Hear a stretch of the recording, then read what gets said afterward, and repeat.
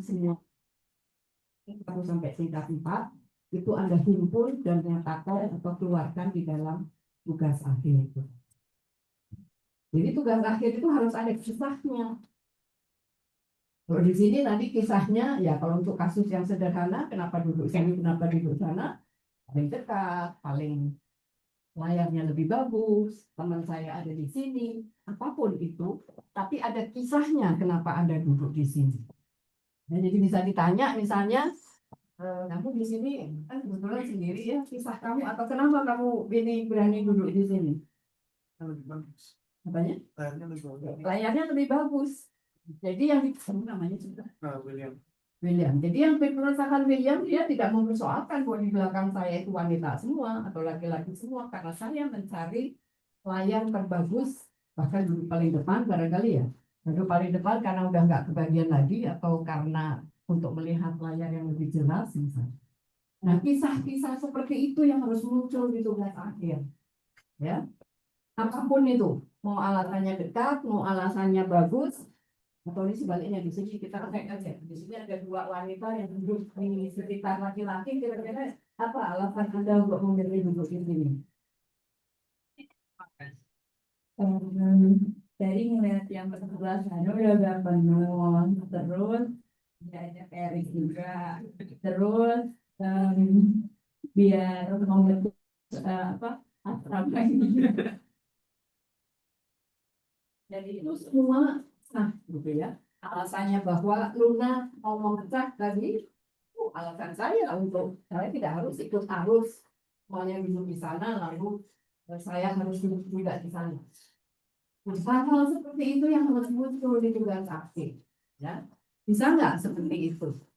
Nah, bagaimana tadi kisah itu muncul?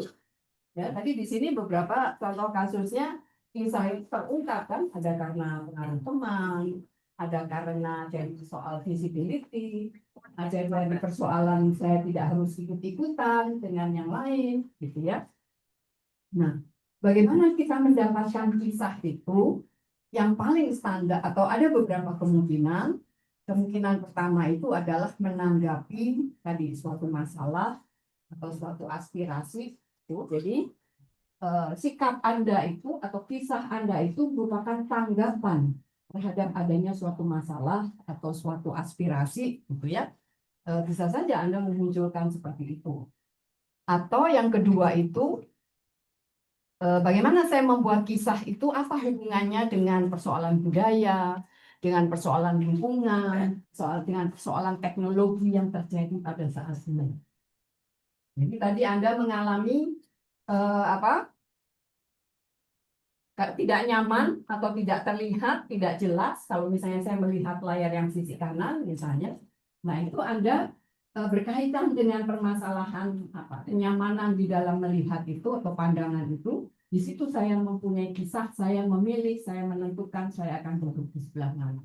Ya, jadi ada kaitannya tadi dengan persoalan pandangan, ada persoalan kenyamanan dan seterusnya. Itu bisa saja kita membuat sebuah keputusan atau membuat sebuah situasi begitu sampai kepada sebuah situasi karena ada kaitannya dengan hal-hal tertentu tadi.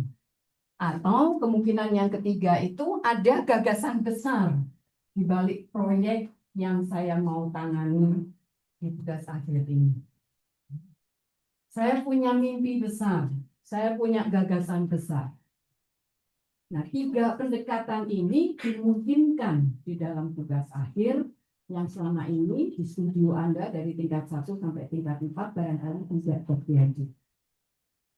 Karena mungkin Anda tidak boleh bermimpi, karena begitu tugas tugas itu disampaikan, sudah dituliskan kan, CPL-nya harus ini, harus ini, harus ini, Anda harus menangani ini. Jadi Anda tak sempat bermimpi, karena Anda harus menyelesaikan masalah yang sudah ditayangkan pada awal dari kelas studi. Nah, tugas akhir itu kebalikannya. Anda justru harus belajar atau membuka kemungkinan bahwa Anda bisa melihat, gitu ya, sebagai arsitek, situasi atau tugas yang diberikan itu di dalam perspektif yang sama sekali berbeda. Karena saya punya gagasan besar, saya punya impian besar, saya punya visi besar, saya punya misi besar. Apakah misi besarnya merubah dunia yang lebih nyaman? Saya ingin membuat hidup saya lebih bahagia. Saya ingin membuat pengguna ruangan itu atau pemilik bangunan itu menjadi lebih bahagia, atau lebih untung, atau lebih berjaya. Itu boleh-boleh saja. Ya. Jadi di sini perbedaannya, barangkali Anda harus melihat studio 1 sampai yang terakhir, berapa itu 5 ya, studio 5, itu Anda terikat dengan tor dari proyeknya. Tetapi di tugas akhir Anda membuat tornya sendiri. Atau kalau bahasa sederhananya itu Anda membuat kisah sendiri tentang proyek Anda itu tadi. Nah, karena itu lalu tugas akhir itu sebaiknya harus berangkat dari narasi yang kuat. Jadi nggak boleh Anda ditanya, kalau ditanya kenapa Anda mengerjakan proyek ini, ya nggak tahu. Pokoknya apa sedapatnya atau jadinya begitu, atau ya udahlah saya tiru tetangga saya atau saya tiru sebelah saya tiru teman saya dia bikin rumah sakit, ya udah saya juga bikin rumah sakit. Nah sebaiknya hal-hal seperti itu harus dihindari. Karena tugas akhir itu menjadi kesempatan Anda yang terakhir ya. Ini masa terakhir sebelum Anda nanti ditantang sebagai seorang profesional. Jadi begitu Anda selesai proyek akhir itu status Anda sudah segera berubah. Ya.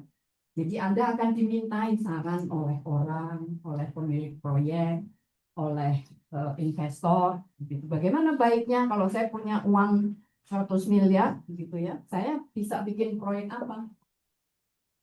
Itu Anda nggak bisa bilang tornya apa gitu ya, karena pemilik proyek tidak seperti dosen yang bisa memberikan jelas, oke, karena kamu harus tahu apa universal design, Anda harus tahu bagaimana menghitung kenyamanan thermal misalnya, itu nggak ada di pihak lain ya.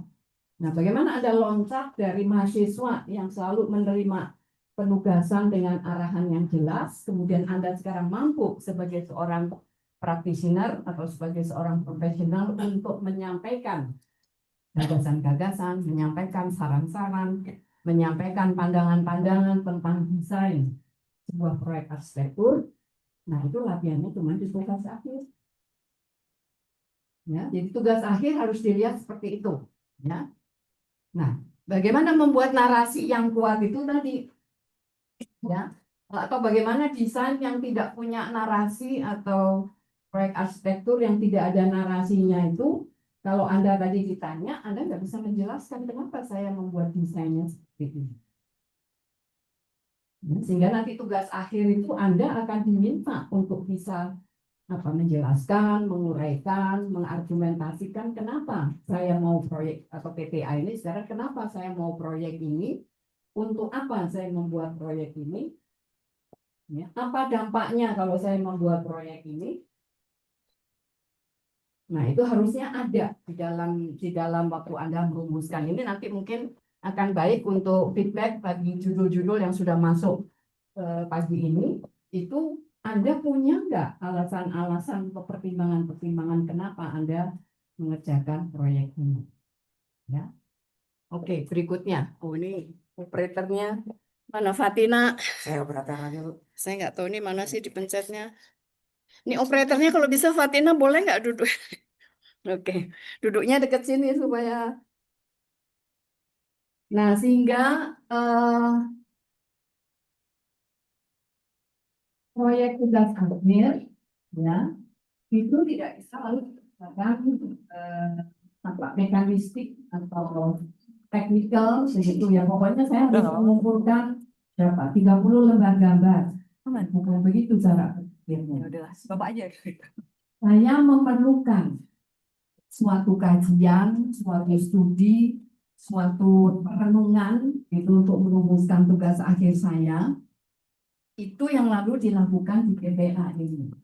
Jadi sebelum Anda membuat gambar di semester depan, di mata kuliah tugas akhir, Anda harus merenungkan narasi yang mau Anda bangun untuk proyek Anda yang mau Anda wujudkan atau Anda tunjukkan gambarnya di semester depan itu. Apa sih yang mau saya pisahkan gitu. Nah, apa yang bisa digali itu bisa diambil, semua sudah kita pelajari dan ini berkaitan dengan konteks dan tapak. Dan itu latihannya akan sangat ditekankan pada video 4090 ya, video yang bersamaan dengan ini. Bagaimana Anda mempelajari konteks dan tapak itu? Karena konteks dan tapaknya sudah lebih kompleks daripada tugas-tugas sebelumnya. Dan di sini Anda juga bisa membangun narasi yang banyak sekali tentang konteks dan tapak itu. Biasanya dikaitkan tadi dengan dinamika perkotaannya, dengan dinamika lingkungannya atau dinamika sosial. Itu ada banyak cerita, ada banyak kisah yang bisa kita lebih jelaskan bagaimana sebuah proyek arsitektur atau sebuah bangunan atau sebuah kegiatan itu berada di suatu lingkungan. Lingkungannya sebenarnya bisa tidak selalu perkotaan, bisa pedesaan, bisa. Sekarang katanya rencana pemerintah bagaimana atau sejak periode pemerintahan yang lalu ya, bahwa kita harus membangun negara dan bangsa itu dari pinggir atau dari periferi, atau harus membangun juga lingkungan pedesaan, tidak hanya perkotaan. Bagaimana kita memberdayakan masyarakat pedesaan. Nah, kalau kisahnya berkaitan dengan pemberdayaan pedesaan, ada nggak proyek-proyek arsitektur yang kita bisa buat untuk mendukung atau untuk mewujudkan bahwa pembangunan pedesaan itu bisa dilakukan? Ya, apakah Anda membuat sebuah community center, bagaimana masyarakat desa itu bisa mengikuti perkembangan yang terjadi saat ini, atau bagaimana masyarakat desa bisa memanfaatkan teknologi digital untuk bisa berkomunikasi, bisa bertransaksi ekonomi, bisa mengembangkan bisa mendatangkan pengunjung untuk berwisata di desa itu. Misalnya ada banyak persoalan di pedesaan kalau kita ingin misalnya membangun pedesaan itu menjadi lebih berdaya atau sama majunya dengan perkotaan. Atau Indonesia itu yang negara kepulauan, gitu kan? Ada pulau-pulau kecil atau ada pulau-pulau di luar Pulau Jawa, katakanlah, yang fasilitasnya barangkali belum sama dengan Pulau Jawa. Ada nggak proyek-proyek yang saya buat yang bisa merubah pola kehidupan masyarakat desa yang mungkin tertinggal atau yang mungkin kurang bisa berdaya, dengan adanya proyek arsitektur, dengan adanya fasilitas sebuah fasilitas, sebuah fungsi baru yang saya perkenalkan, itu akan merubah kondisi dari suatu daerah atau suatu tempat misalnya. Nah, itu misalnya dimungkinkan. Jadi karena konteksnya atau karena tapaknya, dia berada di daerah yang rawan bencana. Bagaimana kalau suatu bangunan bertingkat tinggi, tapi dia berada di daerah yang rawan bencana? Bagaimana arsitekturnya harus didesain? Bagaimana gagasan seorang arsitek untuk menghadapi tantangan bencana itu? Solusi-solusi teknis seperti apa yang harus diperhatikan atau ditunjukkan, itu bisa Anda pakai juga seperti itu arsitektur saja. Jadi bagaimana Anda menyikapi tapak yang berada di daerah rawan bencana? Kalau situasinya seperti itu, desain bangunan di atas tapak yang rawan bencana itu seperti apa? Itu bisa menjadi sebuah kisah, bisa menjadi sebuah inovasi. Bangunannya mungkin jadi macam-macam, pakai teknologi struktur yang sangat tahan, atau sebaliknya Anda sangat memperhatikan konturnya, atau sangat memperhatikan daya dukung dari tanahnya, dengan mana yang akan bergoyang, mana yang tidak, itu yang diperhitungkan menjadi pertimbangan desain. Itu lalu dimungkinkan. Itu misalnya kisah-kisah yang bisa dibangun. Atau yang kedua misalnya dari penggunanya, itu kan yang selalu kita belajar ya, dari tingkat 2. Kita harus memperhatikan konteks, harus memperhatikan tapak, dan harus memperhatikan pengguna. Sejauh mana pengguna ini selama ini sudah kita perhatikan, terutama dari aspek perilakunya itu tadi. Perilaku anak-anak, atau perilaku itu tadi, masyarakat di pedesaan yang barangkali lebih orientasi kepada komunitas, dengan masyarakat di perkotaan yang sangat individualistik, atau generasi Z yang kemudian sangat apa? Sekarang sih dibilangnya strawberry generation. Orang dengar itu, gitu ya. Atau bagaimana mengatasi strawberry generation atau sandwich generation? Itu fasilitas-fasilitas apa yang harus disediakan? Perilakunya strawberry generation seperti apa sih? Perilakunya sandwich generation itu seperti apa? Itu yang dipelajari, itu yang dikaji di dalam PDA. Sehingga pada waktu nanti Anda mendesain di semester depan, Anda sudah tahu persis ya kebutuhan atau karakteristik dari generasi strawberry itu seperti apa, sehingga fasilitas yang diperlukan seperti apa. Nah, dari segi pengguna atau dari presiden, apa yang selama ini dilakukan. Jadi kalau ada proyek-proyek komersial itu kita nggak bisa cukup hanya memperhatikan penggunanya saja, ya. Tetapi bagaimana sih proyeksi perekonomiannya atau bagaimana hitungan untung ruginya. Kita harus mempelajari presiden, kita harus ada studi-studi market study atau proyeksi-proyeksi yang dibuat oleh developer atau apa namanya itu property agency dan sebagainya. Mereka tahu misalnya kalau kantor itu ukuran berapa yang paling banyak laris. Kantor itu harga sewa per meter perseginya berapa?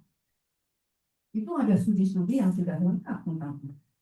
Nah, studi-studi seperti itu atau presiden seperti itu yang harus Anda pelajari.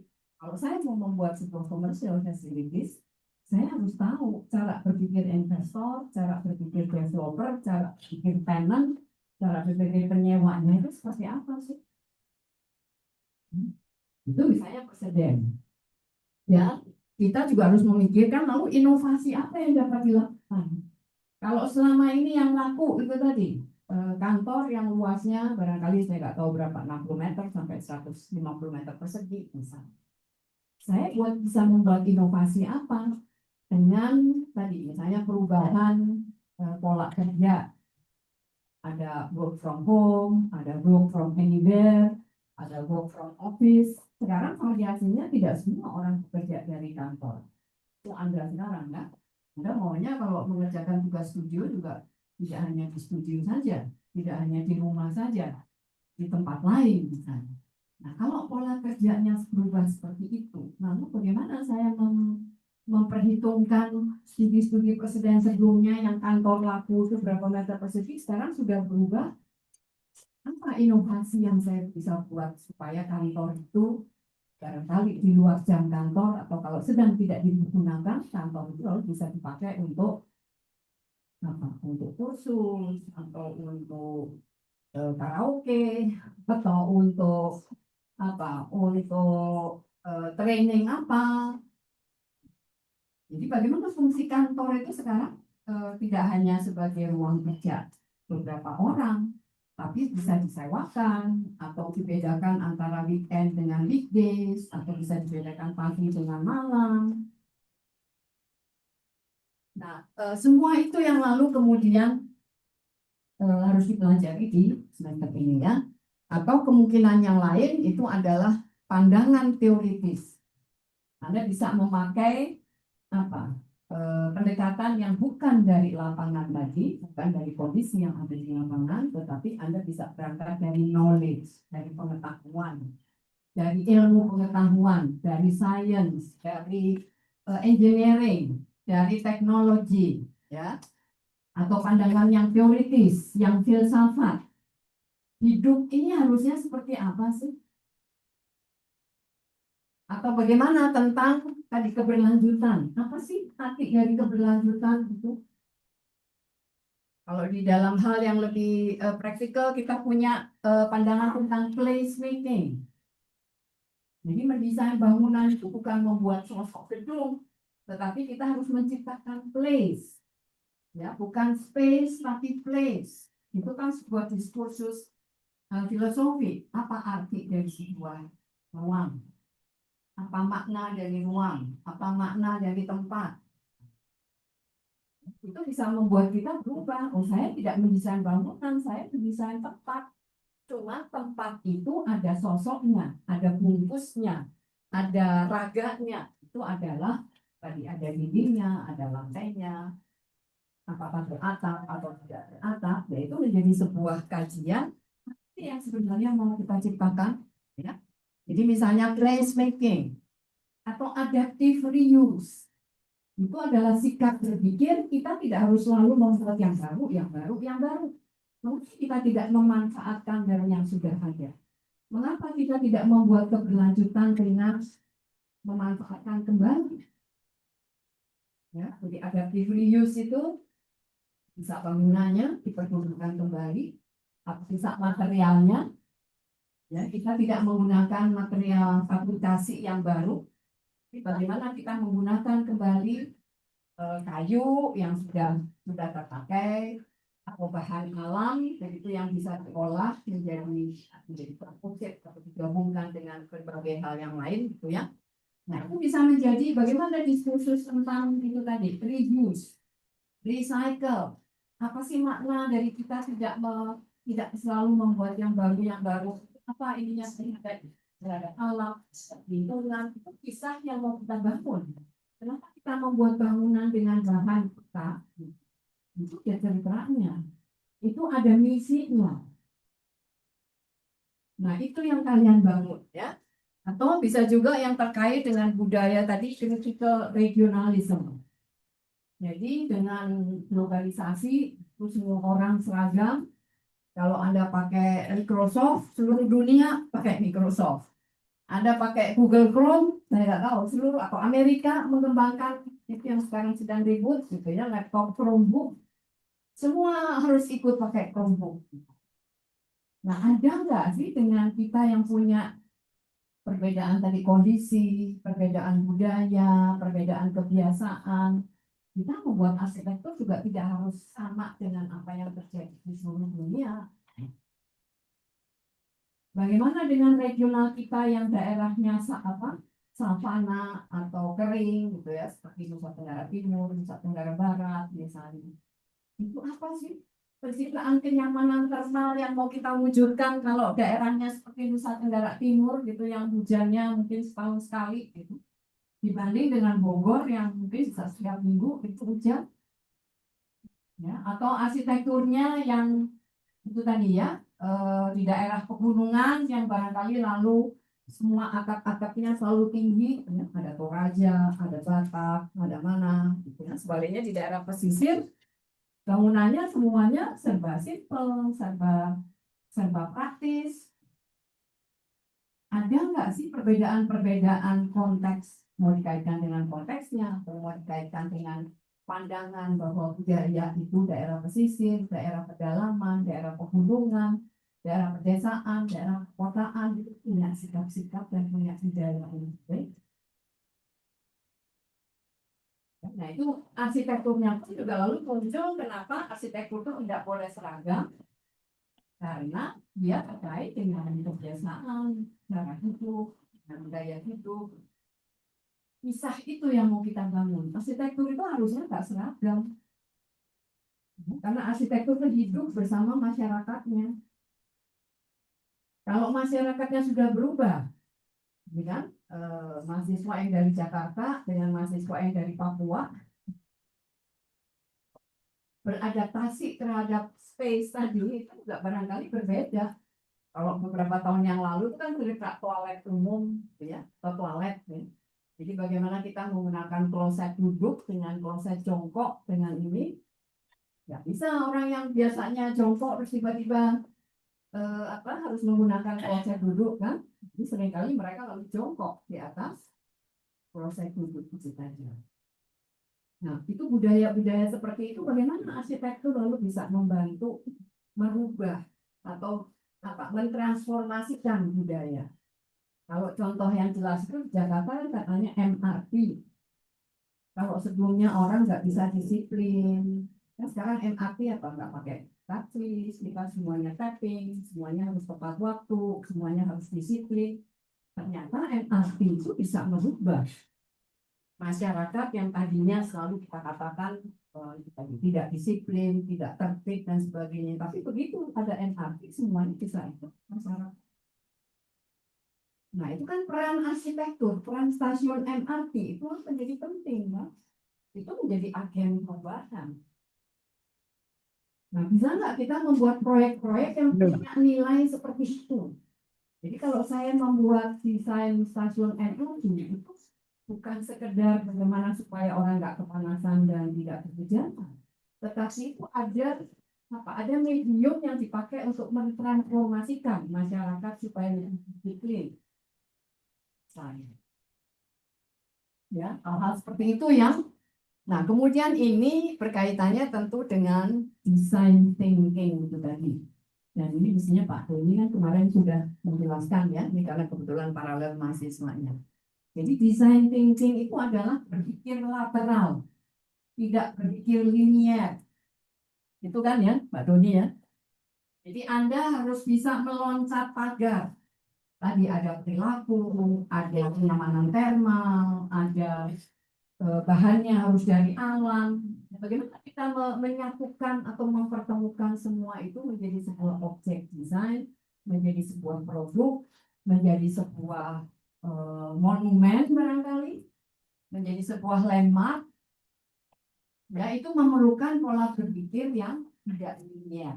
Anda harus lateral, Anda harus bisa berpikir bolak-balik, bisa berpikir dimensi yang berbeda, bisa berpikir dengan perspektif yang berbeda-beda. Jadi satu saat Anda berpikir dengan perspektif saya sebagai pengguna wanita, tadi misalnya punya kecenderungan, tahu tadi apakah cerdas melihat layar yang lebih jelas nanti, atau lebih peka dengan sekitarnya, tadi kan? Atau tadi saya juga harus memikirkan bagaimana perspektif dari investor, bagaimana perspektif dari pengelola. Pengelola stasiun MRT itu kepentingannya apa pada waktu dia mengelola itu? Kan dia nggak mau dirusak, dia harus bersih, dia harus bangunannya tahan lama. Nah, itu semua harus disatukan oleh arsitek. Bagaimana menyatukan itu semua? Secara teknis harus tahan lama, harus bersih, harus mudah dikelola, gitu kan? Tapi pada sisi yang lain, dia harus menjadi ikon, dia harus bisa dipakai, harus Instagramable, dia harus menarik, gitu kan?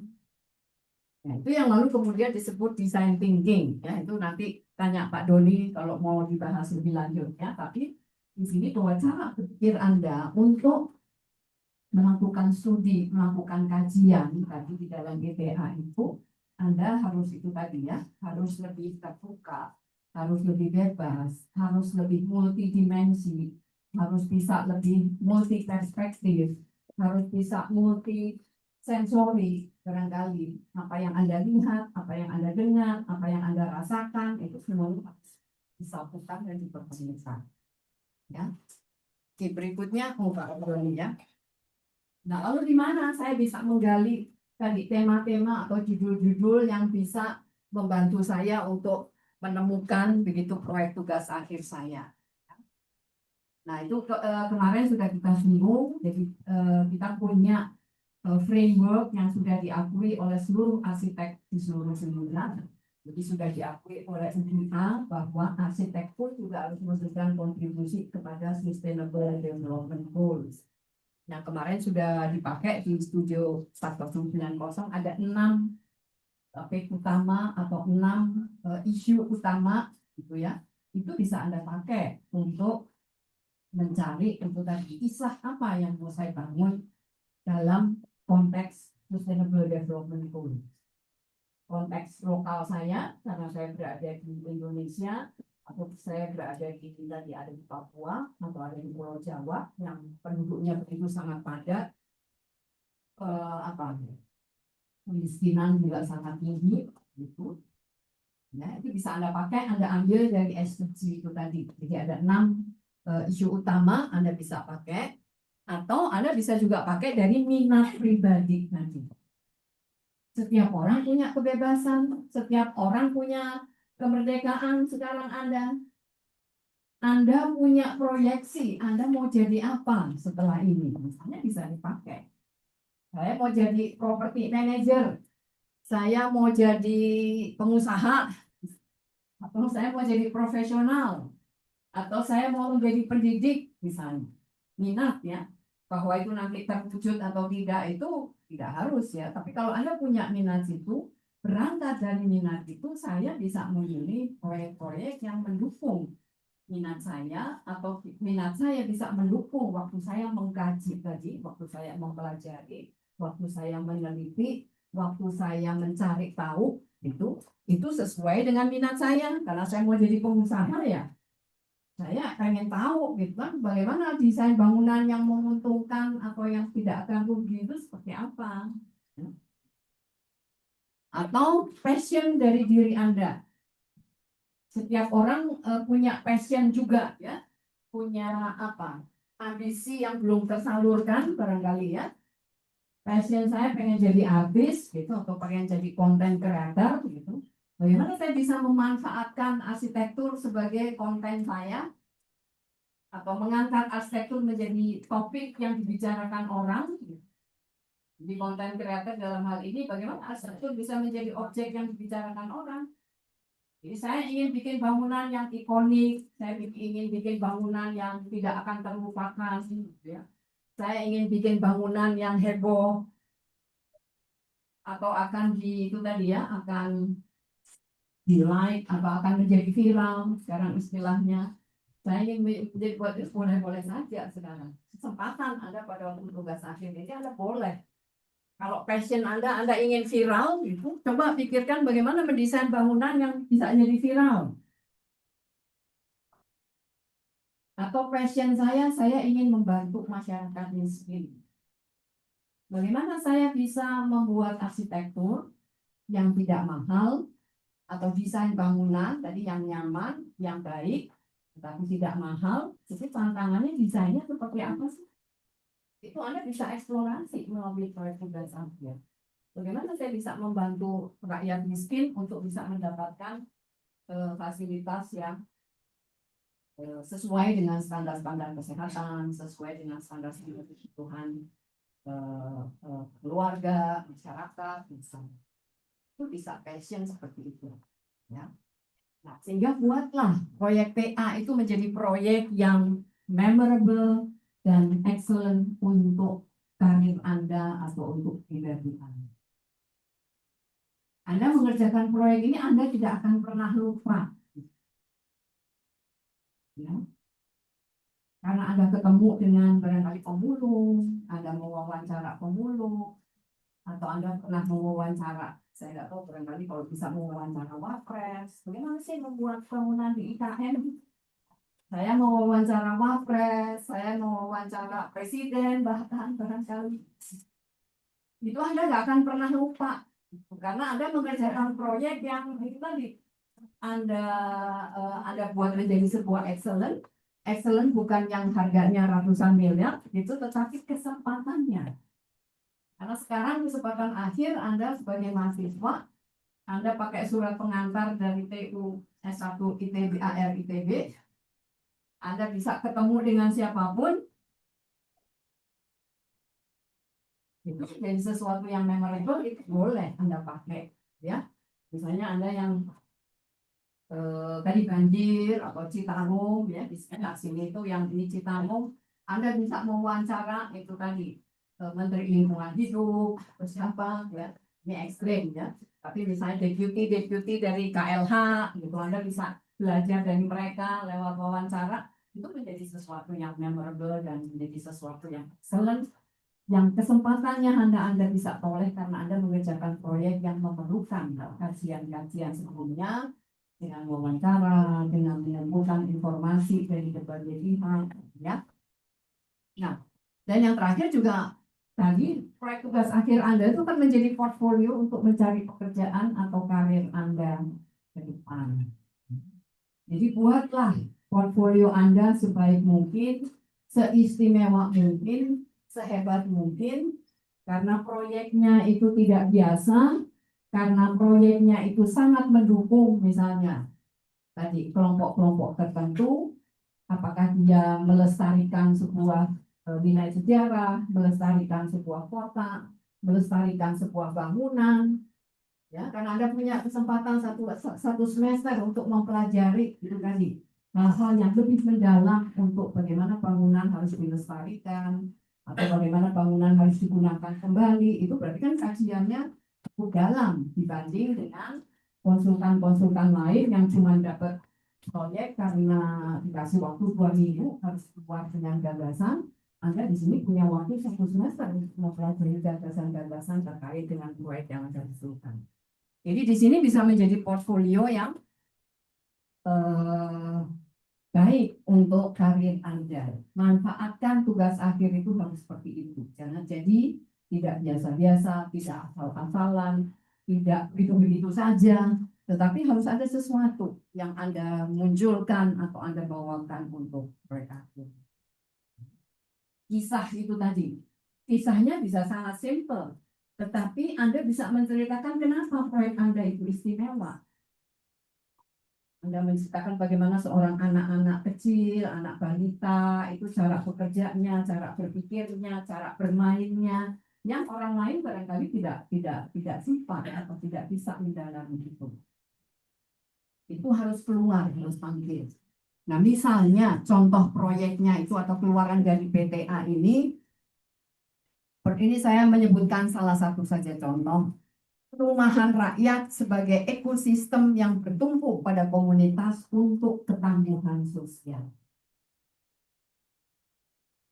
Jadi Anda harus punya proyek yang melampaui hanya gambar fisik. Saya bisa bikin bangunan rumah yang dalam semalam bisa selesai atau harganya sangat murah. Tidak hanya itu. Tapi saya bisa membangun tadi komunitas, apakah itu pemulung sampah, apakah itu nelayan, atau siapapun itu yang menjadi komunitas yang Anda sasar, saya bisa memberdayakan mereka atau membuat mereka bangga karena mampu menangani, mampu mengelola itu sebuah rumah yang selama ini mereka nggak pernah punya dan mereka nggak pernah dapatkan, dan membuat lalu masyarakat itu menjadi tangguh. Tidak bangga itu tadi, kemudian mereka menjadi semangat untuk memproduksi sesuatu atau menghasilkan sesuatu di luar pekerjaan nelayannya karena mereka punya fasilitas rumah yang sekarang lebih layak, yang lebih terencana, yang lebih terukur, yang terdesain. Itu kalau Anda bisa memikirkan seperti itu nilai tambahnya itu keluarnya sama-sama rumah.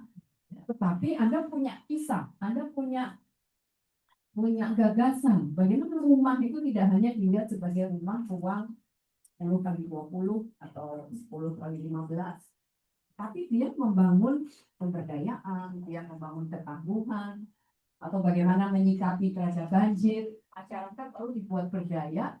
Kalau ada banjir itu mereka, karena secara teknis arsitek memikirkan, membuat gagasan bagaimana rumah itu bisa beradaptasi dengan kedatangan banjir yang selalu rutin atau selalu terjadi.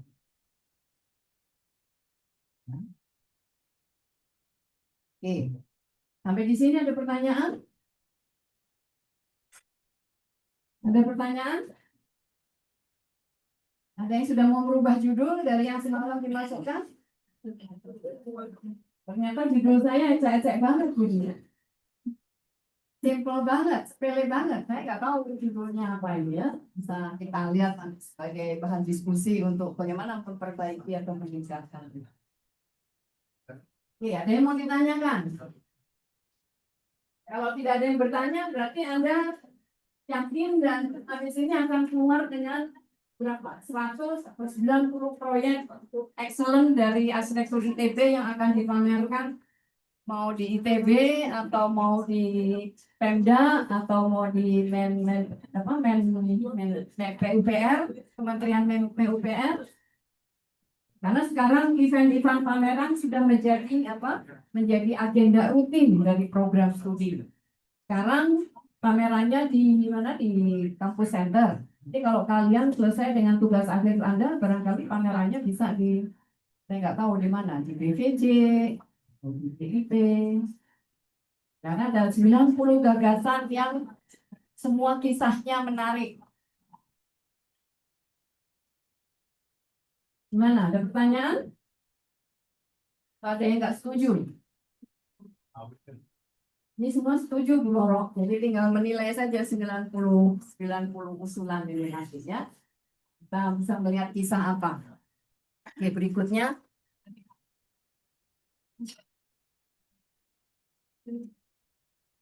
Ya, dan ini saran saya bahwa sekarang itu apa? Keterbukaan atau apa borderless gitu ya, tidak ada batas begitu antara Bandung, Jakarta, Surabaya, Jogja, Milan, Venice, Berlin, Tokyo, apa Auckland atau kemudian mana New York atau Washington, itu juga kalian harus perhitungkan. Ya. Kalian bukan membuat proyek karena kalian ada di Bandung. Anda sekarang buka internet juga itu melihat apa yang terjadi di belahan lain di luar Bandung. Jadi Anda juga harus punya orientasi, jadi ada global trends yang Anda harus perhitungkan gitu. Bagaimana supaya proyek saya itu juga bisa diapresiasi oleh mahasiswa, oleh komunitas itu di luar Bandung, di luar Indonesia, kan global. Jadi karena sekarang sudah ada sayembara, sayembaranya juga tidak lagi nasional, sayembara itu bisa internasional, terbukti kan kakak-kakak kelas kalian itu sudah ikut semuanya sayembara internasional. Nah untuk itu kalian juga harus bisa mengikuti apa sih yang terjadi atau apa yang sudah dilakukan oleh mahasiswa-mahasiswa internasional atau di luar Bandung itu tadi, ya. Nah beberapa global trends yang bisa Anda pakai sebagai referensi misalnya tadi, jadi yang sekarang sedang berkembang di dunia global itu adalah soal sustainability. Kita tahu Sustainable Development Goals itu sudah mengikat seluruh negara di seluruh dunia untuk bisa mewujudkan lingkungan yang lebih baik. Kita juga harus bisa memberikan kontribusi. Kita juga harus bisa menunjukkan bahwa ada gagasan-gagasan tentang sustainability yang juga setara atau sejajar dengan teman-teman lain dari seluruh dunia. Atau ada regeneratif dan circular design. Ya, jadi bagaimana desain itu lalu bisa membangkitkan ekonomi sirkular, bisa membangkitkan regenerasi dari sebuah lingkungan, sebuah kawasan. Ya, jadi karena itu lalu Anda harus mempelajari sistem thinking, itu kan sebenarnya untuk melihat kehidupan itu adalah sebuah sistem yang besar, sebuah sistem yang menyeluruh, sebuah sistem yang komprehensif. Jadi Anda harus melihat keterkaitan dari berbagai aspek kehidupan sebagai sebuah sistem, karena itu membantu bagaimana kita yang ada di Bandung juga menjadi relevan dan juga menjadi kontributor bagi apa yang terjadi di dunia. Kita bisa berperan, kita bisa berpartisipasi, memberikan pemikiran, memberikan solusi, gitu ya, untuk apa yang terjadi di dunia, terjadi di kawasan kota kita, terjadi di pedesaan kita, terjadi di lingkungan tetangga, di negara tetangga atau negara sekitarnya, gitu ya. Nah itu kalian sudah mulai harus berpikir itu. Jadi kalian bukan berpikir sukanya saya atau maunya saya, karena kita itu hidup sekarang sudah borderless, sudah tidak ada batasnya. Semua orang sudah membicarakan hal yang sama. Begitu Anda buka HP itu dalam detik yang sama, Anda membicarakan apa yang terjadi di tempat lain, kan? Di New York, di Berlin, di Tokyo. Nah, dalam Anda memberikan solusi, dalam Anda memberikan gagasan, Anda juga harus melihat itu. Ya, jadi Anda bisa melihat apa yang sedang dibicarakan atau sedang menjadi tren di global. Anda bisa lihat tugas-tugas PA mahasiswa di sekolah-sekolah arsitektur negara lain, apa yang disayembarakan, apa yang dipamerkan internasional, ya. Jadi misalnya reusable structures itu misalnya juga sedang lagi gitu ya, banyak negara atau banyak pihak juga kemudian bereksperimen bagaimana kita menggunakan struktur bangunan yang ada untuk fungsi yang berbeda atau material yang ada dipakai untuk yang lain, gitu ya. Itu juga menjadi isu-isu yang sekarang sudah menjadi banyak eksperimen. Itu Anda kalau bisa saja ikut dengan arah itu, ya. Kemudian resilience dan community driven design tadi, masyarakat yang tangguh, masyarakat yang desain yang berorientasi kepada masyarakat atau yang bertumpu kepada masyarakat itu juga menjadi tren dunia atau menjadi perhatian dunia. Itu contohnya Aga Khan Award itu memberikan award untuk seluruh arsitek di dunia siapa yang berhasil atau bisa memunculkan gagasan itu. Anda bisa melihat karya-karya yang mendapatkan Aga Khan Award itu seperti apa sih, proses berpikirnya, pemikirannya seperti apa, objek yang dikerjakan apa, ya itu bisa Anda pakai sebagai acuan. Atau misalnya selain itu juga affordable housing itu juga persoalan yang tidak pernah ada habisnya, terutama di negara kita. Ya. Bagaimana membuat perumahan yang terjangkau, misalnya kalau ada gagasan-gagasan itu berkaitan dengan bagaimana komunitas itu kemudian diperhatikan ya. Ada advanced materials, kita sudah para arsitek sudah mulai bereksperimen dengan berbagai material-material baru ya, ada kayu massal, kemudian ada glulam ya, berbagai eksperimen-eksperimen. Kalau di kita misalnya ada bambu ya, Pak Andri itu karena itu dikejar-kejar oleh berbagai universitas ini karena ada material yang tidak terdapat di tempat lain tapi dia punya nilai ekonomi dan nilai keunikan, nilai kelokalan yang sangat khas, itu menjadi keunggulan dicari ya dari berbagai universitas. Pak Andri yang kebetulan mendalami bambu itu kemudian menjadi sesuatu yang sangat istimewa ya, karena tidak banyak orang memikirkan bagaimana bambu itu kemudian. Nah seperti itu, Anda boleh mengembangkan desain atau proyek yang memanfaatkan material-material yang tadi eksperimental karena lokalitasnya atau karena tadi menggunakan kembali ya, regeneratifnya itu tadi bisa mendorong masyarakat untuk bercocok tanam atau mengelola tanaman-tanaman tertentu atau bahan-bahan tertentu, atau misalnya bagaimana daerah pertambangan itu menjadi lebih baik karena Anda bisa memanfaatkan bahan-bahan dari sekitar pertambangan ya. Dan juga yang terkait dengan teknologi tentunya parametrik ya, terkait walaupun ini saya nggak tahu apakah kita bisa sampai, karena ini kan yang berlaku untuk arsitek ya, jadi tidak selalu berlaku untuk mahasiswa S1, S2, S3 ataupun profesional. Itu range-nya akan luas sekali. Yang parametrik ya paling tidak yang generatif design, barangkali bagaimana Anda mengembangkan begitu pola-pola ruang atau tadi ya tipologi-tipologi atau standar-standar itu moduler dan sebagainya, bagaimana itu Anda kembangkan menjadi sebuah proyek yang bisa mengeksplorasi itu. Atau biomimetik ya, sekarang juga sudah mulai ini, bagaimana kita belajar dari alam, bagaimana sistem atau kita meniru apa yang dilakukan oleh pohon, apa yang dilakukan oleh fauna, binatang ya. Kalau di ilmu silatan itu kan meloncat itu ikut meringankan diri atau ikut binatang-binatang tadi ya, bagaimana harimau atau bagaimana kijang gitu ya meloncat. Nah ini kan sekarang juga sudah mulai masuk bagaimana hal-hal seperti itu juga dieksplorasi untuk kepentingan desain ya. Atau AR VR ini saya nggak tahu sejauh mana ini bisa diterapkan. Atau yang terakhir juga kita bisa mengacu kepada Venice Biennale yang setiap tahun atau berapa tahun sekali ya, Venice itu selalu itu ada isu-isu baru, ada topik-topik baru, gagasan-gagasan baru yang kemudian diangkat untuk arsitektur.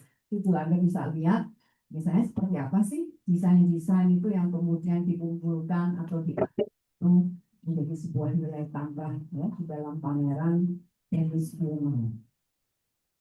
Ya, itu barangkali pengantar dari saya. 1 jam kan persis ya. Sampai sini ada pertanyaan? Ini bukan sikap yang tadi. Harusnya kalau ada pertanyaan itu kesempatan. Anda ingin menanyakan apa harus dipakai gitu kan. Jadi bukan menghilangkan, melewatkan kesempatan. Ini juga harus dirubah. Kalau ada kesempatan untuk bertanya itu harus dimanfaatkan. Anda kalau di proyek nanti setelah ini Anda nggak akan ditanya, Anda dikomando oleh klien ya. Coba kerjakan ini 2 minggu selesai, atau seminggu selesai. Sekarang justru Anda punya kesempatan untuk bertanya. Oke, nggak ada? Ya, saya kembalikan ke Bu Roro. Baik, terima kasih tepuk tangan buat Bu Hina ya. Dari ada kata-kata dalam hasil yang pertanyaan. Mohon maaf tadi saya terlambat, ini saya tuh lari dari GKU ke sini karena ada kuliah jam 7 sampai jam 9 kurang, cuman karena materi padatnya jadi agak prolong gitu. Jadi makasih Bima tadi mengambil alih, jadi kita bisa punya waktu. Betul ini nggak ada yang bertanya. Kemarin teh mereka teh sampai meminta asistensi tambahan ke saya, sampai ada yang WA mau nanya sama proyeknya ini ada Bu Bima dan Pak Doni. Jika memang ada mohon ini kan ya, karena sebenarnya kan kita walaupun kan sudah memasukkan abstrak di minggu ini ya, di hari Senin ini kan masih bisa terdevelop dalam sebulan pertama ya. Jadi mungkin jika ada yang diperpanjang, ada yang belum yakin, mumpung ini ada mantan koordinator juga ya, bisa. Saya kan koordinator masih baru ya, jadi mungkin ada yang kita bisa diskusikan bersama dengan Bu Hima dan juga Pak Doni. Sementara sambil menunggu pertanyaan dari kalian semua ya, saya persilakan mungkin Pak Doni udah bisa memberikan sedikit Siap. pengarahan untuk anak-anak. Mas siapa? Saya share itu ya. Ya.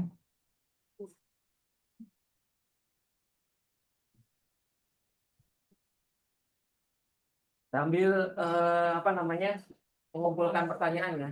Masa nggak ada yang tanya sih? Kemarin tuh ada yang tanya gini, yang saya juga agak bingung Pak Doni karena mantan koordinator ya Pak ya. Ingin kan kita sekarang sudah mencoba konsep base ya Bu ya. Terus ingin mencoba reimagining gedung parlemen kita. Nah sementara gedung parlemen kita itu kan ya heritage gitu ya. Boleh nggak kalau sistemnya adalah reimagining, berarti proyek baru boleh, walaupun berarti kan tidak terikat pada keharusan untuk mengkonservasi. Berarti jawabannya boleh ya. Nggak nanya kamu nanya ke saya nggak tahu jawabannya apa. Saya harus tanya. Oke gitu, jadi boleh ya kalau emang ada konsep baru yang ingin ditampilkan, bukan berarti memudar tapi mencoba menawarkan hal yang baru. Oke baik, pergi apa ya, silakan. Oke, saya tidak ingin mengulangi yang kemarin ya, karena sudah tahu kan ya. Nah, saya ingin sebenarnya membuka cara berpikir aja. Jadi sebetulnya aspek arsitek itu ada di mana, atau arsitektur itu ada di mana. Arsitektur itu tidak fully art, gitu ya, dan tidak fully engineering, gitu kan. Jadi kita di antara keduanya. Bahwa pada waktu Anda mempunyai ide, Anda sudah tahu bagaimana menerapkannya. Sehingga kenapa TA itu diperlukan, bahwa ternyata harus gitu ya gambarnya, ada minat tanpa potongan. Karena salah satunya itu adalah bagaimana ide yang begitu liar dari Anda itu masih bisa ya diimplementasikan. Itu intinya adalah seperti itu. Jadi ada satu proses nih di sini ya. Ada ide besar atau big idea yang seharusnya muncul nih pada waktu TA gitu ya. Kemudian ada karya produk yang nantinya akan Anda presentasikan. Nah, di tengah-tengah itu adalah proses. Di tengah-tengah itu adalah prosesnya. Itu adalah proses pencarian ya. Proses dari big idea, kemudian diproses PTA sebenarnya, kemudian Anda masuk ke karya produk. Nah, PTA itu sebetulnya adalah bagaimana sih membuat ini ya. Seberapa jauh manusia bisa berkolaborasi dengan buah pikirannya sendiri. Nah, buah pikiran itu yang paling penting ya. Jadi buah pikiran itu ya sesuatu yang Anda pikirkan dan mempunyai dulu 10 tahun yang lalu Anda hanya disuruh membuat tipologis ya. Tipologis itu oke, saya akan membuat mall.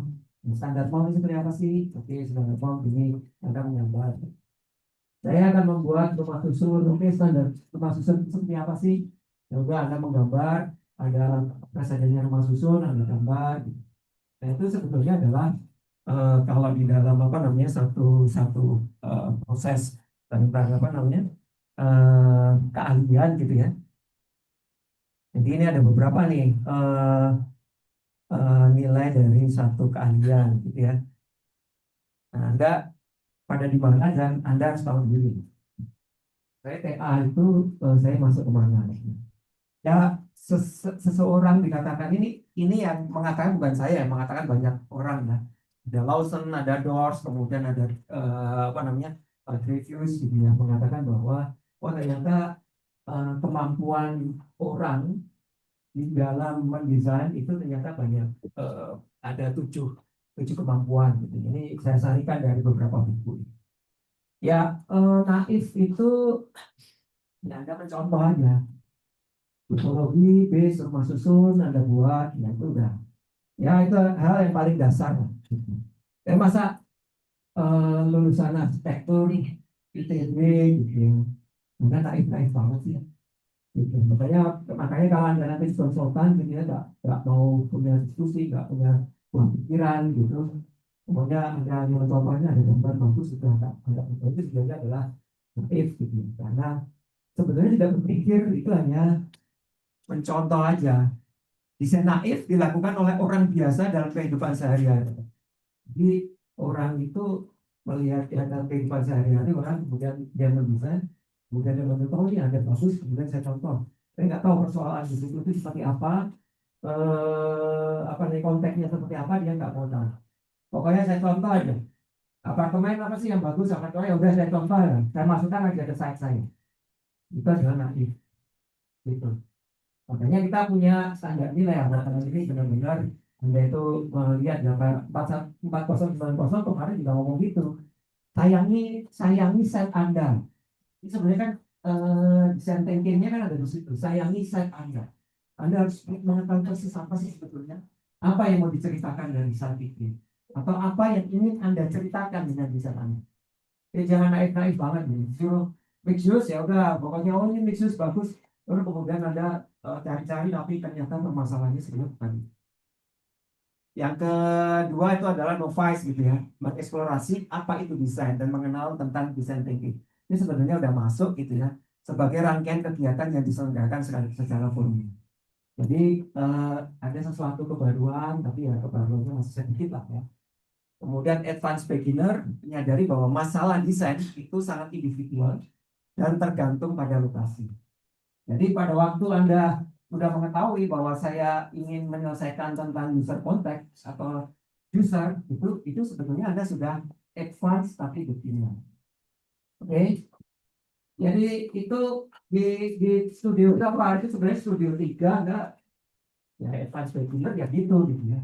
Anda mempelajari sesuatu, mempelajari konteksnya, mempelajari masalah yang ada di lokasi itu sebetulnya adalah Anda belajar di studio 3. Ya kan? Apakah Anda menyerap atau enggak saya nggak tahu. Ya. Sebetulnya proses satu desain di studio itu adalah desain thinking yang mungkin tidak Anda sadari. Itu aja. Ini hanya di tahap ini adalah saya ingin hanya menekankan bahwa proses ini benar-benar Anda harus paham. Karena satu proses itu bisa diceritakan kalau Anda tahu prosesnya. Ya, jadi nanti akan saya tunjukkan kenapa sih aspek itu tidak seperti magician gitu ya, yang tiba-tiba muncul kemudian orang bertepuk tangan, tapi nggak tahu sebetulnya di balik itu tuh apa. Sebagai seorang akademisi Anda tidak boleh kayak gitu, tidak boleh seperti seorang magician yang tiba-tiba muncul. Sehingga kami dari luar itu ya berat mengatakan bahwa ini naif banget, menceritakan apa yang mau didesainkan aja nggak bisa. Gitu loh. Oke. Dia tuh mau bercerita apa, tapi nggak tahu apa yang mau diceritakan. Makanya orang luar cuma ini aspeknya naif. Karena dia hanya mencontoh, kemudian masukkan di sana. Tapi tanpa ada cerita di balik. Kompeten adalah orang yang dapat menangani dan memahami semua situasi secara umum yang terjadi dalam domain ekonomi. Jadi proses desain thinking itu dia tahu persis. Empati itu seperti apa, data itu seperti apa, menganalisis itu seperti apa, gitu ya. Jadi seorang desainer yang kompeten secara aktif mengarahkan, mengembangkan masalah dalam desain. Tapi itu masih dalam masalah desain, gitu ya. Nah, expert, master, sama visionary itu ini dikenal dengan pendekatan yang seperangkat nilai yang diungkapkan melalui pekerjaan desainnya karena dia sudah expert gitu ya. Tingkat praktik ini ditandai dengan pengenalan implisit terhadap situasi dan respon yang baik didasarkan filosofi. Jadi ada nilai-nilai filosofis yang memang ingin diungkapkan. Kemudian master itu sudah melebihi boundary keahliannya. Jadi sudah melebihi arsitek itu sendiri. Ya, dia sudah melebihi, sudah multidisiplin, cara berpikirnya sudah sangat banyak hal gitu ya. Nah, sebenarnya kami itu ingin mengajarkan bahwa Anda tidak makan banget ya, mungkin tidak expert banget, tetapi kami ingin mengajarkan Anda itu menjadi seseorang yang visioner. Ya, langsung di nomor 7 gitu. Secara eksplisit ditujukan untuk mendefinisikan ulang bidang desainnya. Visioner itu mengekspresikan ide-ide radikal mereka dalam konsep desain, pameran, publikasi, dan sebagainya. Jadi ide-ide radikal. Mungkin ide-ide yang orang tidak pernah berpikir bahwa oh iya ya, ternyata bisa juga ya kan gitu. Ya, walaupun kami tahu ya kemampuan Anda, tapi ide-ide radikal itu tidak bisa muncul, ya tidak bisa muncul kalau Anda tidak pernah membaca. Itu menjadi masalah gitu. Atau Anda tidak pernah melihat situasi gitu. Ya kemarin di 4090 saya tanya bahwa apa sih masalah Anda gitu. Anda cuek ya, seperti jual ikan yang tanyain sama seorang ikan tua, ikan tua. Jadi ditanya ada masalah apa air sekarang gitu. Tapi ikan mudanya tanya, apa ada masalah? Ya karena ikan muda itu sudah menormalisasi air yang dia ikut. Sama seperti Anda menormalisasi suatu kemacetan. Nah, orang yang visioner itu pasti ini masalah. Kenapa saya datang ke sini itu selalu terlambat 10 menit misalnya gitu. Itu sebetulnya adalah orang visioner. Kemudian dia akan bertanya-tanya, bagaimana supaya saya datangnya tidak terlambat 10 menit. Oke, kalau gitu saya akan membuat teleportasi. Karena itu visioner. Sehingga dia akan berpikir apa sih sebetulnya teleportasi. Nanti kalau sangat advance ya, kayak gitu itu sebetulnya adalah ide-ide visioner. Nah, sama seperti dengan arsitektur juga. Arsitektur itu tidak sesuatu yang biasa saja. Rumah susun itu ya kalau di standar ya gitu-gitu aja. Ya kalau Anda membangun melihat rumah susun yang ada sesuai dengan template yang dikasihkan, selesai sebenarnya rumah susun itu. Tapi kan tidak ada ide visioner di situ. Ya, itu yang dikatakan sebagai naif. Anda hanya mengcopy dari orang lain yang orang lain pada waktu membuat rumah susun itu sendiri juga tidak tahu sebenarnya dia ingin menyelesaikan apa sih dari rumah susun itu gitu. Atau ada masalah apa sih sebenarnya di rumah susun itu, ya kan? Nah itu jadi TA itu ingin ya mengangkat lebih sedikit mengangkat lebih jauh cara berpikir Anda sehingga Anda bisa berdiskusi nantinya. Kalaupun Anda tidak di bidang arsitektur, masih punya critical thinking gitu ya dalam segala hal. Itu penting ya. Kami punya tanggung jawab itu. Gitu. Tanggung jawab itu tidak hanya bahwa Anda terlalu naif ya diajak bicara apa, gitu. Itu masalah ini deh, apa itu ya? Nah karena Anda tidak punya empati, tidak punya rasa bertanya gitu ya. Rasa bertanya ini saya ingat sekali ya waktu sekolah ya, kebetulan di lab saya itu multidisiplin, padahal labnya adalah lab energi di arsitektur departemen arsitektur departemen gitu ya. Dan energi, tetapi di situ ada saya barengan dengan orang bahasa yang masuk ke lab energi. Bayangkan orang bahasa, backgroundnya adalah orang bahasa tapi dia masuk di lab energi. Orang Cina ya di lab saya. Kemudian saya tanya, kemudian ada sutradara ya, backgroundnya di Cina, dia sekolah sutradara. Benar-benar sekolah sutradara sinematografi, tapi masuk di energi dulu. Di energi di lab saya di Jepang. Saya tanya ini sebenarnya lab saya itu lab apa sih? Sudah semuanya. Tapi pas waktu dia di S2 dia mempelajari tentang yang bahasa, kita adalah mempelajari tentang asal kata bahasa sehingga orang ya pada satu suku tertentu sehingga orang merasa aware terhadap efisiensi energi. Coba bayangkan, itu orang bahasa itu. Jadi dia melakukan satu apa namanya survei di suku agak pedalaman di Cina sana, hanya untuk mempelajari rumahnya dia yang berkaitan dengan bahasa-bahasa tentang ventilasi, tentang kenyamanan thermal, tentang laju udara, gitu. Nah, itu bahasa-bahasa daerah itu ternyata membawa bahwa bagaimana dia membangun rumah. Sebegitu inovasinya, ya, masih menurut saya sangat inovatif. Ya, hanya dari bahasa saja dia sudah mengetahui bagaimana sih sebenarnya rumah itu didesain. Ya, orang zaman dulu mendesain rumah sehingga mengetahui unsur-unsur mana yang harus ada dan unsur-unsur mana yang tidak. Itu dengan bahasa lokalnya. Gitu. Jadi misalkan ventilasi itu ternyata di suku itu ya saya lihat di papernya dia itu ada empat kriteria yang dia sebut sebagai ventilasi dengan nama yang berbeda. Nah ternyata kalau kita fisika bangunan kan, oh ternyata empat ventilasi ini mempunyai pengaruh.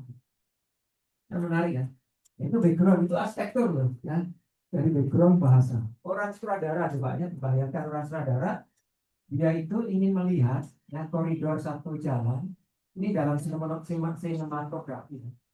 Bagaimana orang berjalan di trotoar dan bagaimana orang ini apa namanya jalan dengan mobil, gitu ya, dengan lensa 50 mili. Dia pakai lensa 50 mili. Apa sih yang tampak dan apa yang tidak tampak? Kemudian dia pelajari, ya, sehingga kalau di dalam koridor itu mau meletakkan satu advertising, misalkan billboard, gitu ya, maka warna apa dan arah yang mana sehingga orang notice. Pernah kepikiran nggak? Nggak kan? Nah itu namanya adalah inovasi gitu ya. Yang kita oh iya ya ternyata ada ya apa namanya riset itu adalah desain banget ya. Desain untuk menentukan bagaimana sih membuat koridor yang baik gitu. Tanpa mengganggu orang, tetapi advertising itu mengenal. Kemudian bentuknya apa? Itu dengan lensa 50 mili. Kenapa lensa 50 mili? Lensa 50 mili itu adalah lensa persis seperti mata manusia. Ya. Dan saya baru tahu dari sutradara itu, oh itu ya. Iya, kamu nggak bisa pakai 35 mili, terlalu wide. 50 mili itu adalah bagaimana kalau orang berjalan dan bagaimana kalau mobil itu. Kemudian dari situ dia buat apa namanya analisisnya, ya. Waktu itu dengan satu software ya untuk mengetahui bagaimana meletakkan itu. Nah itu adalah salah satu hal ya visioner. Nah itu bisa kalau Anda banyak membaca. Gitu. Salah satunya adalah itu sih sebetulnya. Jadi kalau Anda terlalu bulan pada diri Anda sendiri, ya, kemudian Anda tidak pernah mempertanyakan, Anda harus banyak mempertanyakan karena design thinking itu adalah awalnya adalah mempertanyakan. Ya, awalnya itu adalah mempertanyakan. Oke, saya nggak mau lompat-lompat ya, nggak apa-apa. Jadi satu ide ini sebetulnya adalah kuliah yang saya buat pada waktu saya di Unmer ya tentang bagaimana sih sebuah ide itu berjalan secara konsisten atau Anda akan tertabrak-tabrak sesuatu tetapi secara konkret ya realitas itu keluar. Nah ini sebetulnya perjalanan Anda itu seperti A, B, C, D dan E, tapi ya nggak apa-apa gitu, nggak apa-apa ya perjalanannya ini saya apa namanya resumekan dari beberapa buku ya tentang bagaimana sih gagasan itu terwujud tanpa kendala. Ada yang terwujud tanpa kendala seperti jalan tol bahwa Anda punya ide kemudian oke, ya. Nah asistensi di PPA itu adalah seperti itu. Nah Anda masalahnya adalah Anda persisten atau enggak gitu ya. Kendala mematahkan gagasan utama ya itu terjadi gitu. Hanya masalahnya adalah bagaimana Anda bisa memperkuat atau enggak gagasan utamanya. Jadi gagasan utama bisa melenceng, gagasan utama bisa bisa kemana-mana gitu ya.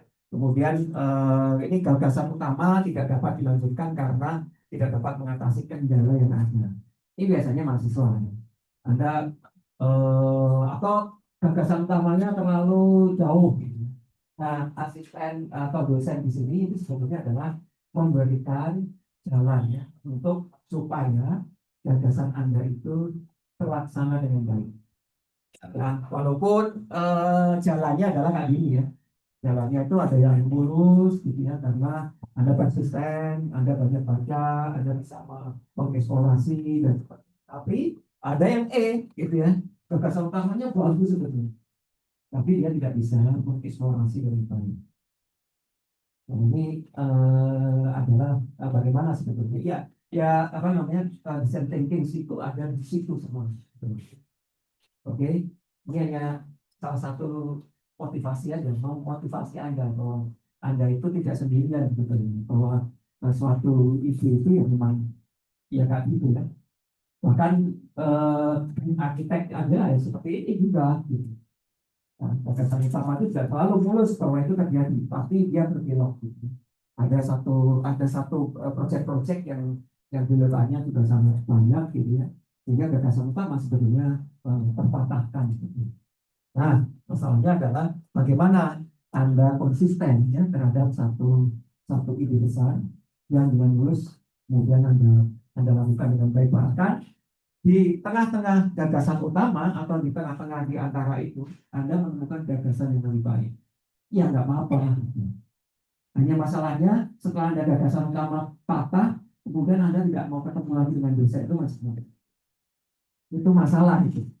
Ya, karena takut teman-temannya kamu udah bagus dan baru sampai sini itu masalah gitu. Padahal ada ya satu mahasiswa saya dia ketemu baru di pertengahan gitu ya. Baru pertengahan kemudian dengan cepat bisa melakukan eksplorasi. Nah, mungkin ada pertanyaan di sini? Ada pertanyaan nggak?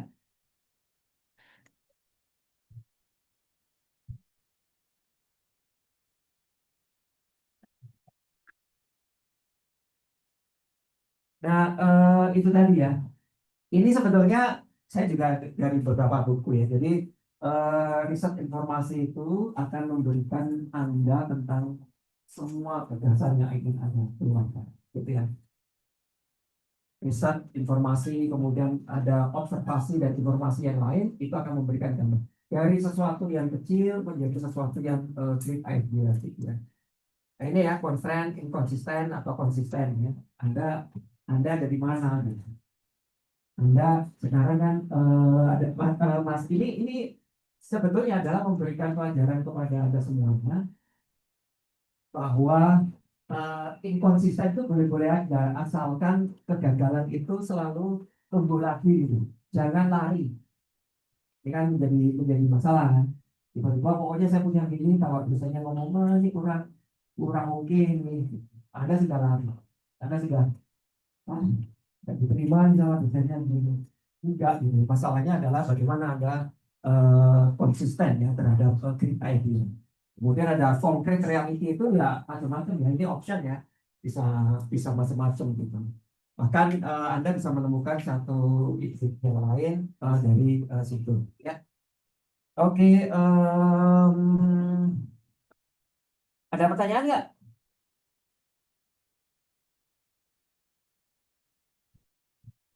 Ada pertanyaan nggak?